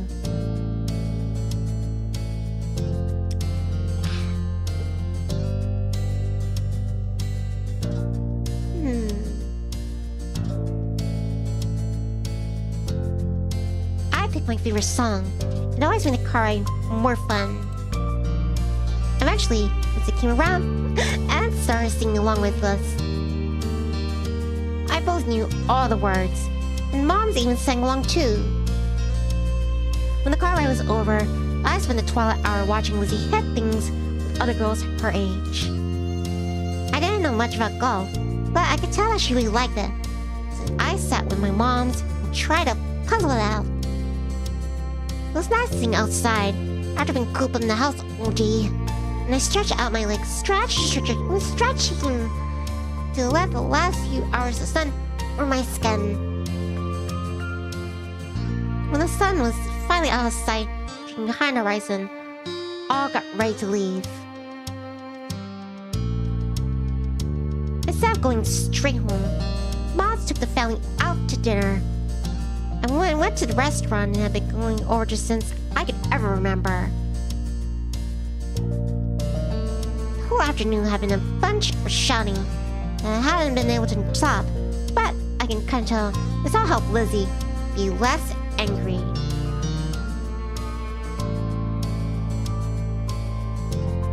The car ride home was quiet, with the only radio providing escape from the silence. Lizzie had been in better spirits now. The closer I got to the neighborhood, the more she wriggled in her seat and frowned out the window. She knew it was coming when we all got home. Clearly, she was dreading it. Soon enough, Mom was turning onto the street, reversing into the driveway. Once she cut the ignition, it was dead silent. No one spoke. We unbuckled our seatbelts and opened the doors. Lizzie was the last one out. Once everyone was inside and done taking off their shoes, she propped up her hands on her hips. So, Now then, Mr. Holden's car is in his driveway. So he's back from work. It's good news, isn't it, Elizabeth? You and Cove can hash things out before the day's gone. Lizzie didn't complain or put up a fight. Her head ducked so she didn't have to meet anyone's eyes. She nodded once. Good. Let's move this to the kitchen. Mom went over to the house phone, the rest of us following behind her. Mom put a gentle hand on Lizzie's shoulder as they walked side by side. I watched them from the back. It was only happening because I told on Lizzie.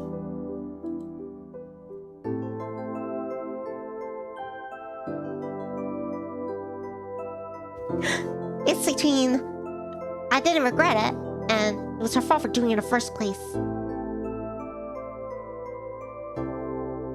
It was her fault for doing it in the first place. I hadn't done anything wrong by telling the truth. It wasn't like Lizzie was going to say it on her own. Four of us stood around the kitchen in a lopsided square. All eyes were on Lizzie, who kept her gaze on her feet. You remember that number for Cove's house, don't you, honey? Lizzie jerked her head in another nod, sullen. Without further prompting, she stepped forward as she began to dial. Mom reached over and pressed the button on the base. Suddenly, I could hear the phone ringing. She turned on the speaker. The phone rang a couple times, then stopped. Mr. Holden's warm voice came through the other end. Evening, Holden residence. Lizzie looked over at Mommy, unsure. She nodded encouragingly. Hi, Mr. Holden. It's, Lizzie. Can I talk to Cove? Absolutely. Lizzie Adair? What a surprise. But of course you could say, hey, to the boy. He sat cheery as usual, though definitely didn't admit it when he said it was a surprise.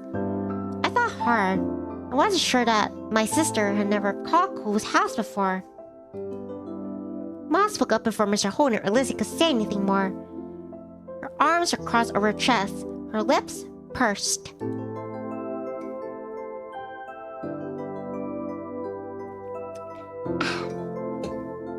Hi, Cliff. Nilani, Nivni, and I are here too. Good evening. We're sorry to bar you so late. Back and say hello too. Hi, Mr. Holden. The gang's all here. Huh? Is something the matter? His voice grew a bit concerned. Molly was quick to reassure him. No. Well, yes. But it's gonna be okay. Lizzie and Cole got into a bit of a fight today. We're hoping the two of them can talk and make up. It's a good time for you and Cove. What? A fight? Cole didn't tell me anything about what came home. Does explain the funk he's been in tonight. He chuckled lightly. Despite that, it didn't seem like he really thought it was funny. Anyway, it's good. You did catch us at a bad time. I'll go grab him for you. There was some soft shuffling on the other end. Must have gone far because I could still hear him calling out. Cove, there's someone on the phone for you. After a beat of silence, there was a muffled talking from Cole's dad. Come on, bud. Lizzie just called, so just talk to you. Are you sure? Liz on the other end listening too. Did you want to say hi? It took a bit of back and forth. Though the conversation seemed one-sided, since I couldn't hear Cove properly. Eventually, Cole took the phone from his dad. Hi. Hey, it's Lizzie. Yeah, I know. Dad told me. Cole's tone was defensive. Lizzie turned to Mom, scowling. One stern look from her, though, and Lizzie turned away. Sorry. I just called to say, I'm sorry. We're not playing nice with you today. I won't do it again. Lizzie's eyes were downcast, her voice low. I could tell she felt uncomfortable apologizing to Cove in front of everyone. She was still being genuine about feeling bad. Cole must realize that too, because he sighed quietly. Me and Nini should get a go too. Me and Nini should get go too. That's right. Lizzie had kept denying us, what the two that we deserved that. Lizzie was momentarily stunned by the sudden demand. She probably forgot that even happened already. Alright, we all want the gold then. Okay, I guess I'm sorry too. A sense of relief washed over everyone, acceptance for the apology. Mom uncrossed her arms while Mommy's shoulders relaxed. Lizzie's eyebrows raised up. I wonder if she thought that he refused her apology. And Slick is sending chirps. Dad, can I go off the phone now? I couldn't see him, but his eyes like Cole felt awkward about the situation. I got uncomfortable the entire time. Really. Yeah. Yeah, you can go back to your room if you want. Be sure to say goodbye though, first. Though. Bye, Lizzie. Bye. Bye. Bye, Nini. Perked up at the mention of my name. I smiled, even if he couldn't see it. Bye, Cove. That said, Cole must have handed the phone to his dad and left, so Mr. Holmes spoke up. That's a relief. All's well that ends well. As they say, thanks for arranging this. I'm sure he appreciates it. Smile replied. Lizzie tugged on Mommy's hand to catch her attention. Can I go now too? Good job. Sure, sweetie. Thank you very much for apologizing to Cove. Mom flashed a brief smile at Lizzie and nodded her agreement. Gave her permission to leave. Lizzie scurried off towards the stairs. She seemed feeling much better. There was an incident behind her. Mom and Mommy returned to the phone, taking it off the speaker. They continued talking to Mr. Holden. I couldn't tell what they were talking about. I was glad that was the end of all of it. Lizzie and Cole might not get along, probably still won't, but they weren't mad at each other anymore. Mom and Mommy weren't upset either. Everything was back to normal. With that thought, I retreated to my own room with a spring in my step.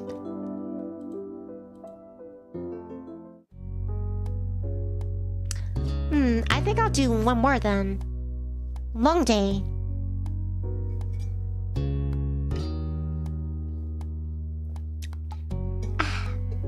Also, let me save, just in case anything happens. Hope nothing happens during Left 4 Dead 2 stream. It was another scorching day.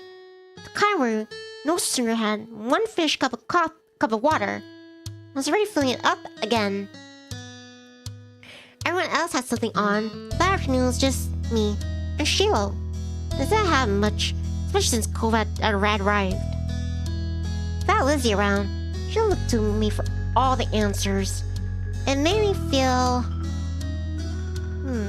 pleased, frustrated. Nothing really. Sheila went along with whatever I wanted, so it wasn't a bar, but it also wasn't that much fun. I drank yet another drink, and frowned at the empty vessel. My thirst was gone, but I still craved something icy, cold, and refreshing. Something sweet. Something like a popsicle, ice cream cone, ice cream sandwich. A popsicle. I want something fruity and brightly colored. There was nothing like that to be found at home. I knew that without having to look. My mom didn't keep sweets in the house. Outside there were plenty of places where such goodies could be obtained, but there were shops and demanded payment in exchange for other products. Voiced my predicament out loud. Asked Sheila for help. I sigh. As much as I really wanted that tree, it wasn't gonna happen. What's wrong? I want a popsicle.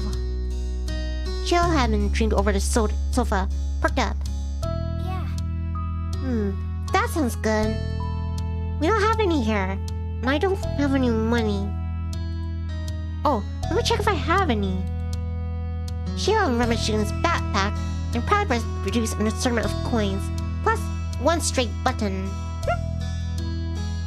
I set the button aside and counted the coins in a neat pile.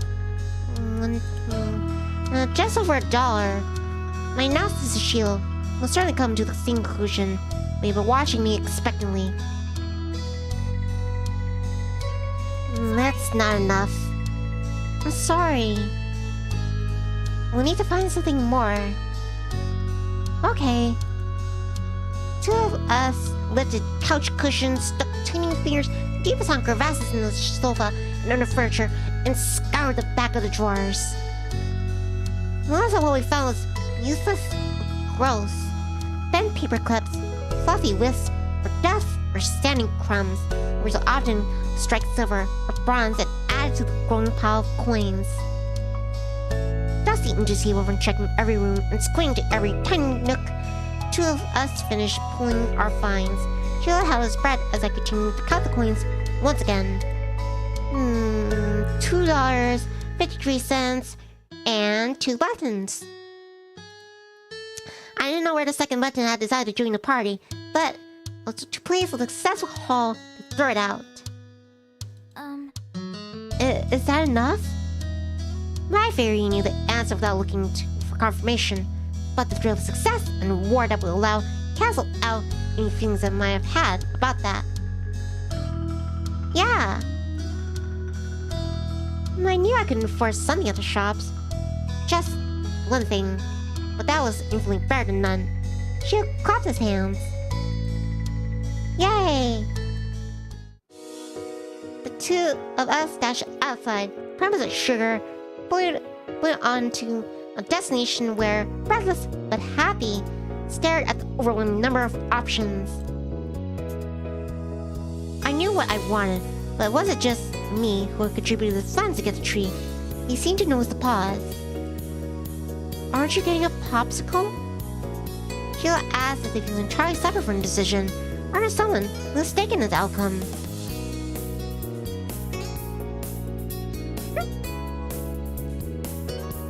Do you mind? Sheila cocked his head to the side. It was your idea. You should choose.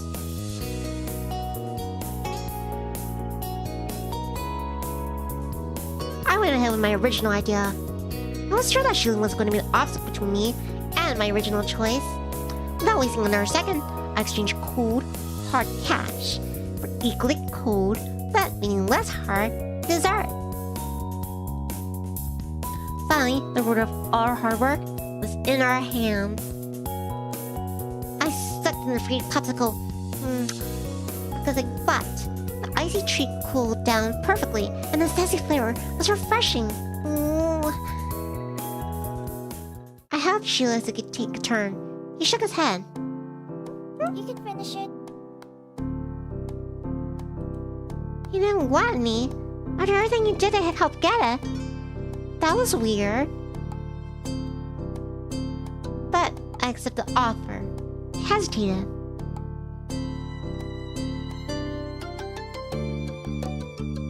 There was no point arguing.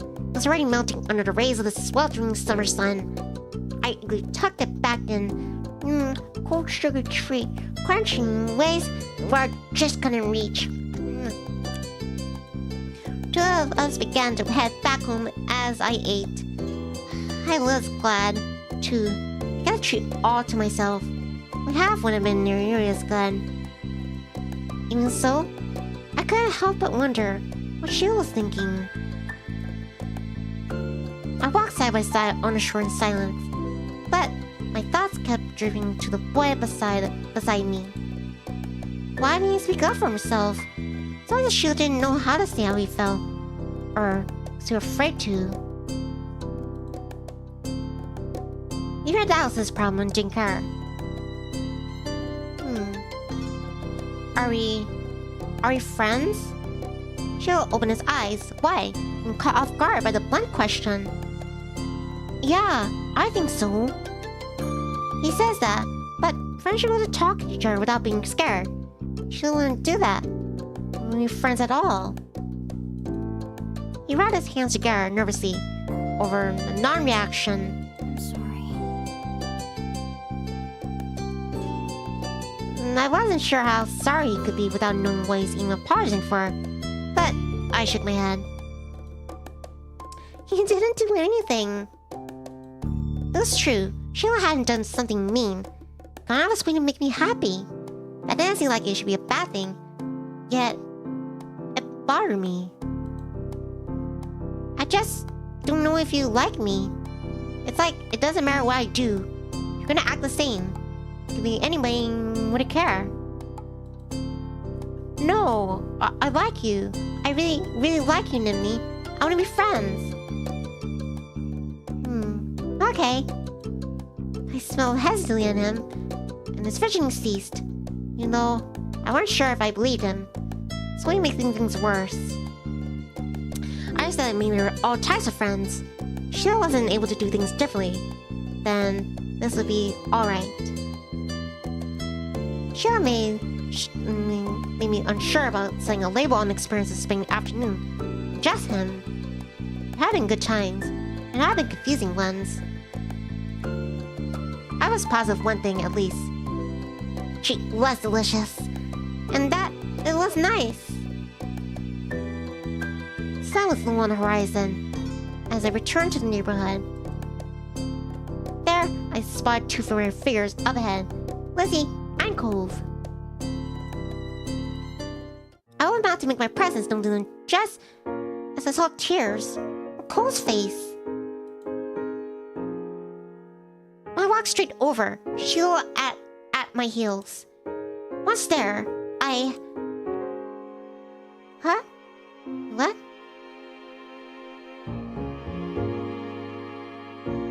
Carefully asked about what happened. Without a time machine, the only way I was gonna find out was by asking a witness. Lizzie might have done something, but she could have been in the wrong place at the wrong time, and we come to Cove's aid. I want to hear the story.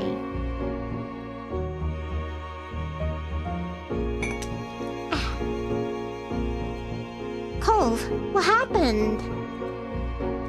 Nivni, He took a deep, sting breath. some grandparents got mad at me. Aw. Oh, sorry. Lizzie jerked her head in the direction of a nearby house. My heart sunk. I knew exactly what had happened. Every year, the same mean old couple rented out that condo for the summer. Me, Lizzie, and Sheila knew how to stay away from them. But Cove couldn't have. Hey, felt like that with everyone. Even our mom struggled to find anything nice to say about them. But the other pair particularly took offense to kids. It didn't matter if they were really nice, like Cove. Yeah, Lizzie said. Lizzie drew herself up at that, looked pointedly in my direction. Uh-huh. I was helping. That's cool. Is there anything I could do? No. No, I'm just gonna stay away. Or you could teach him a lesson. There's a devilish glint in your eyes. What? You should do a ding-dong ditch them. Go ring the doorbell and run. It'll be great because they're too slow. They'll never catch you. That's dumb. I don't go near them ever again. You're just saying that because you're a chicken. Hey, he's not chicken, and I'm not chicken. No chickens around here.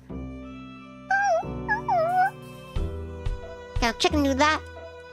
Cove glared, but didn't take the bait. Lizzie turned to me. You're not a chicken, are you? I'm not a chicken. Not a chicken. Yeah. Cluck, cluck. I'll do it.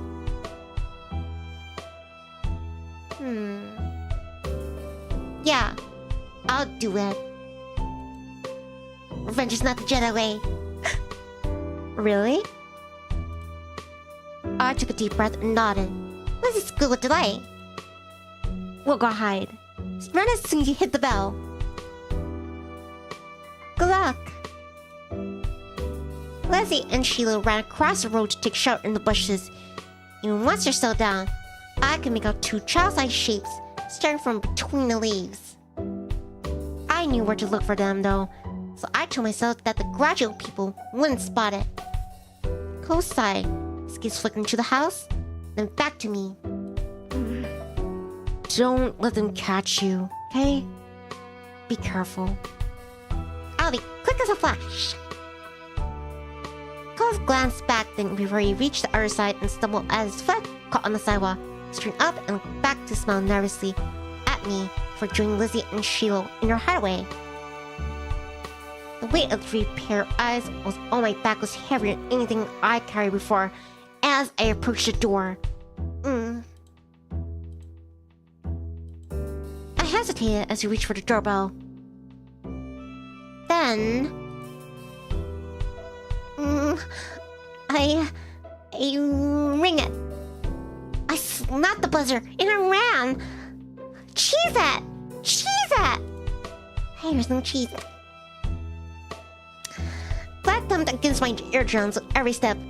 Will I make it in time? Anticipation is making me hungry. Approaching the hideout spot, I knew there wasn't much time to go around the bushes others have. I took a shortcut, leaping over them. Or to be more accurate, crashing to the top of the bushes, then falling over to the other side. Cove quietly hissed as I utterly collided into him, but by the way his arms were out, it seemed he had intentionally tried to cushion the landing. Shh. Lizzie put a finger to her lips and nodded at the house. I just tangled my limbs from Cove's and spun around to see an old man framed in the doorway, turning back and forth suspiciously. I covered my mouth with my hands so it wasn't enough to stifle the giggles. Maybe he spotted one of us, or maybe it was the leaves that displaced while jumping. but he locked eyes with the bush. And he stormed over in our direction. She gasped and looked to Lizzie. Run! My sister did not hesitate her own advice. Neither did Shiloh.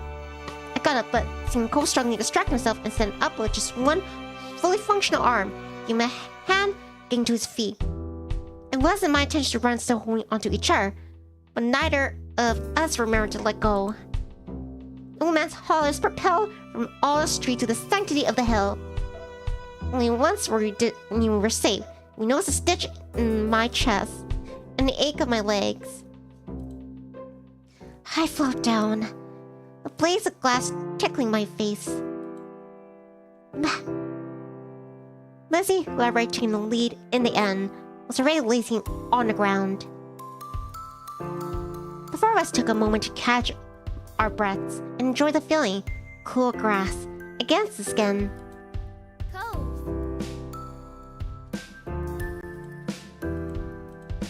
Cove lifted his head.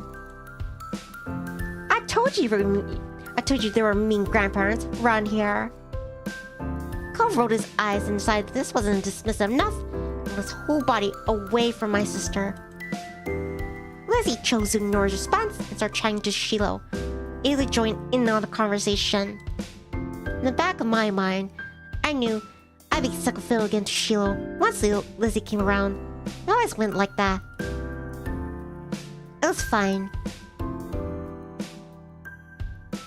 It was fine. Shiloh could prefer Lizzie as much as he wanted to. There were other things to attend to anyway. I reeled closer to Cove. He had calmed down for the most part, inspecting a flower. His fingers pinched the stem and tilted the white petals towards him. That's a poppy. Cove glanced at me in acknowledgement, then back to the flower. And the type of poppies in the hill have the name white linen poppy. Mom told me. He quirked a smile. That's funny.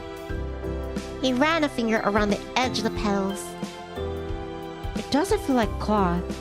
You need a lot to make anything. He nodded and released a delicate plant. Evaluation complete. This is my favorite kind of plant. I didn't know what it was called. Thanks. Wow, there's so many options here.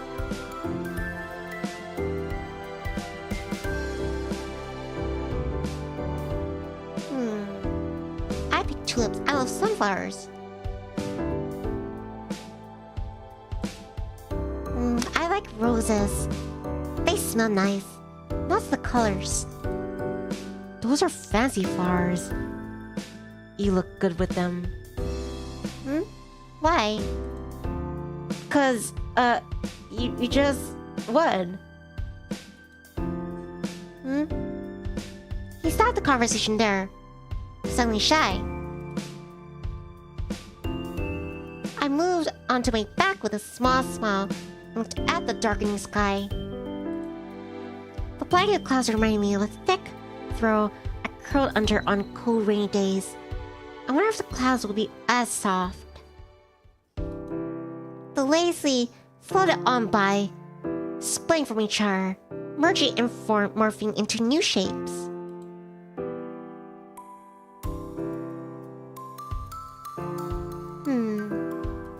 I see a dolphin. I saw a dolphin leaping through the sky. I nudged Cove and pointed to it. Look, a dolphin! Cove joined in, gazing skywards. Yeah, I see it. Really? No, but I like dolphins. Hey! He chuckled at my reaction.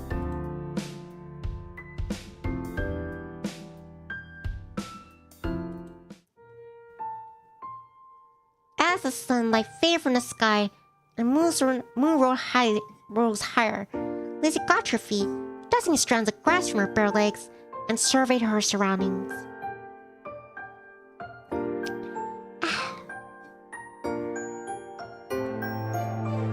Ocean visible from the crest of the hill beckoned with every sweep of the tide. Let's go to the beach. There's no more arguing for another two. Sheila said, still Sheila. Cove would never say no to going to the shore. He was a child of the sea. Me? I wanted to go too. I really joined the others and descended the hill down to the water. I stepped onto the sand for the second time that day, but it felt different at night. The beach is quiet, nearly quiet at this hour. Banded sandcastles and footsteps in the sand, too big to belong to any of us. The only indication of how busy I'd been hours earlier. The four of us kicked shoes off and removed socks and walked along the water's edge. The waves tickled my feet. I wonder what would happen if we tried to take a bath in the ocean, with shampoo and everything. That would be bad for the fish. Jeez. I didn't see anyone would do it. Jeez, you don't have to be serious about everything. You're the one who asked what would happen. This is what would happen. It hurt the fishes. I like bubble baths at home. They're a lot of fun. Me too. A lot of baths are luxurious. And I never heard Lizzie use that word before. Mommy loves to have bubbles in her bath. She'll turn the lights off and have candles. I'm gonna do it next time. Hey, when's your mom coming to pick you up anyway? Not for a while. She's busy. What about your dad? How come you never talk about him? Nobody does. Don't you know you're supposed to ask something like that? Why would someone want to talk about something they never talk about? I kept my eyes on the ground, watching my toes get swallowed by waves. She'll never seemed upset when this topic came up. It made me feel awkward just around both our moms. It's okay. I'm like Lizzie and Nivni. I don't have a dad, but I don't have any two moms. I just have one. She's really great. Oh, sorry. I only have one too now. Mom isn't here. She's back home. It's just my dad with me. Sorry. Oh, I never had a dad or anything. I don't feel bad. It's really sad that your mom is gone. Cove nodded.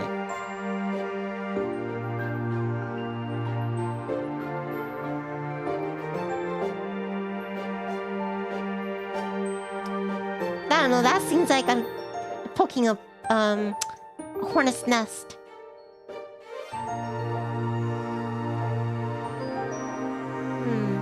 Didn't see anything.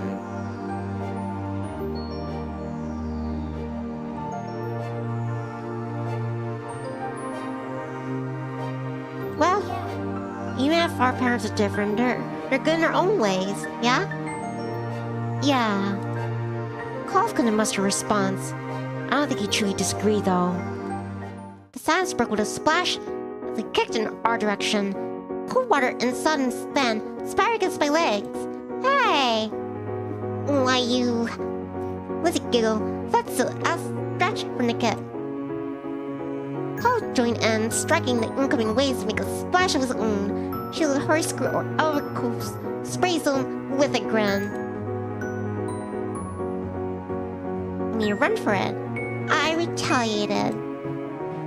I used my foot to snag the water pulling around me, sending an arc of sea foam flying back onto my sister. I laughed as she spluttered, saw the salty seawater having landed in her mouth. She spat it out. Yuck. Lizzie chased me, intent on revenge. I dashed up and down the coast, taking in turns to be the predator and prey, as well as joining forces to take down Shiloh or Cove. Alliances were suddenly forged and ruthlessly broken. Everything was fair, game, and war. Shiloh's brief explanation was drowned out by the biggest splash yet, caused by him falling face first onto the ground. That would have been bad enough without the wave that followed, cascading over his prone body. Shiloh sat up, shaking his head like a dog coming from the rain, as I hurried over to check on him. His hair was plastered to his head, and his toe clothes clung. there's any part of him that was still dry, and I couldn't see it. That was crazy. Are you okay? Yeah, my feet got stuck and I fell over. Way to go, Shiloh. You Dumbo. I offered him some help up. She let him take my outstretched hand after a moment. I dropped it. Lindsay was too busy sticking to notice, and I ran out to Shiloh too. Reached out over and took it. Slowly, he started pulling himself up from the ground. Then, he slipped on the slick sand, dragging him and Lee down in just another time for Norway to hit. The water arrowed over them. Sorry. Oh. Now they're gonna have to take a bath after this. What were the odds of that happening twice in a row? Thought they mostly knew. There's no way Shield would do something like that on purpose and pretend it wasn't an accident, especially not to Lizzie. And if my relationship with Sheila fell clear, Dad used to like her a lot.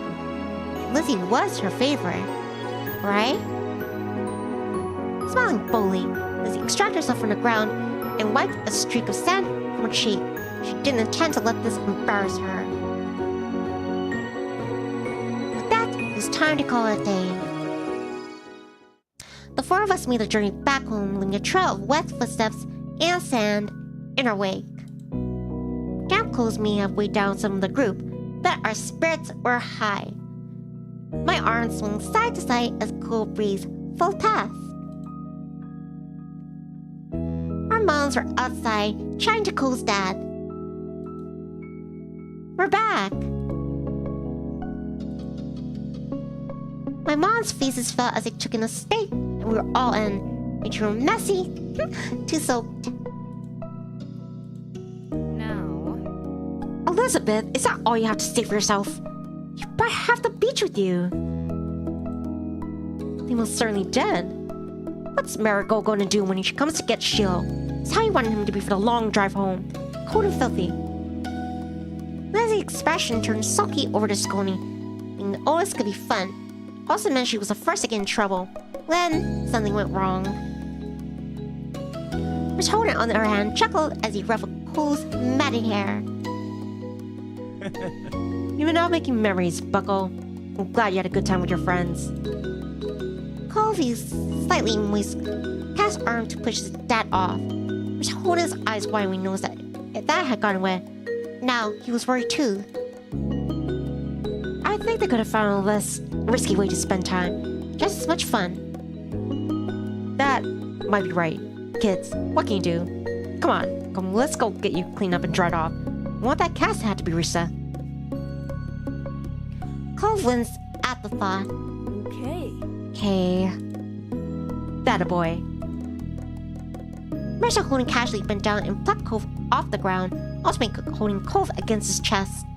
Fan was already transferring from Cove onto him, but that didn't seem to bother Mr. Holden. Cove protested being carried, but he got a reassuring pat on the back for his troubles. Take care. Good night, Cove. Thank you for the talk, Cliff.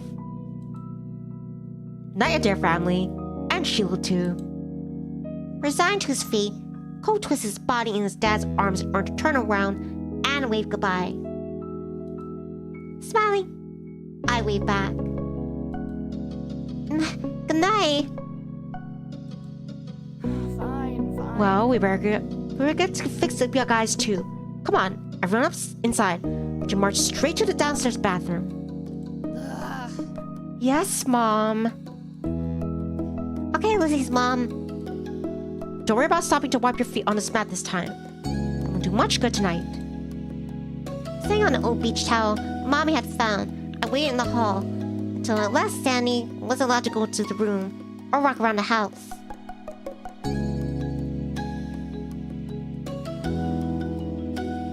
But I did get to eat a sandwich for dinner there.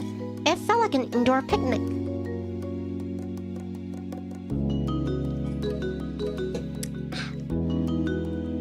I haven't decided that she would wash first and borrow some of my clothes. He's already finished and packed away in his mom's car. Then Nesfields had come to collect them a little while ago.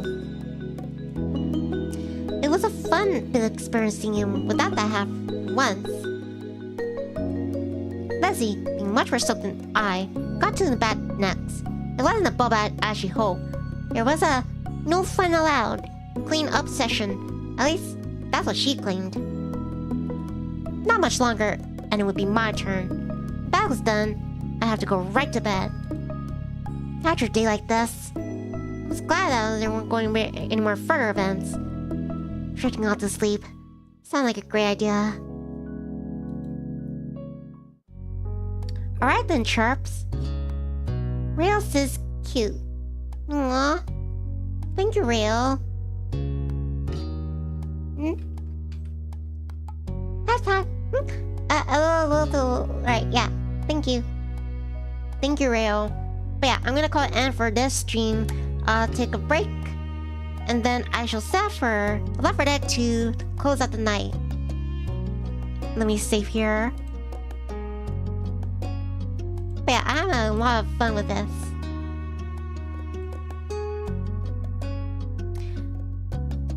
Product X says GG. Kenny also says GG.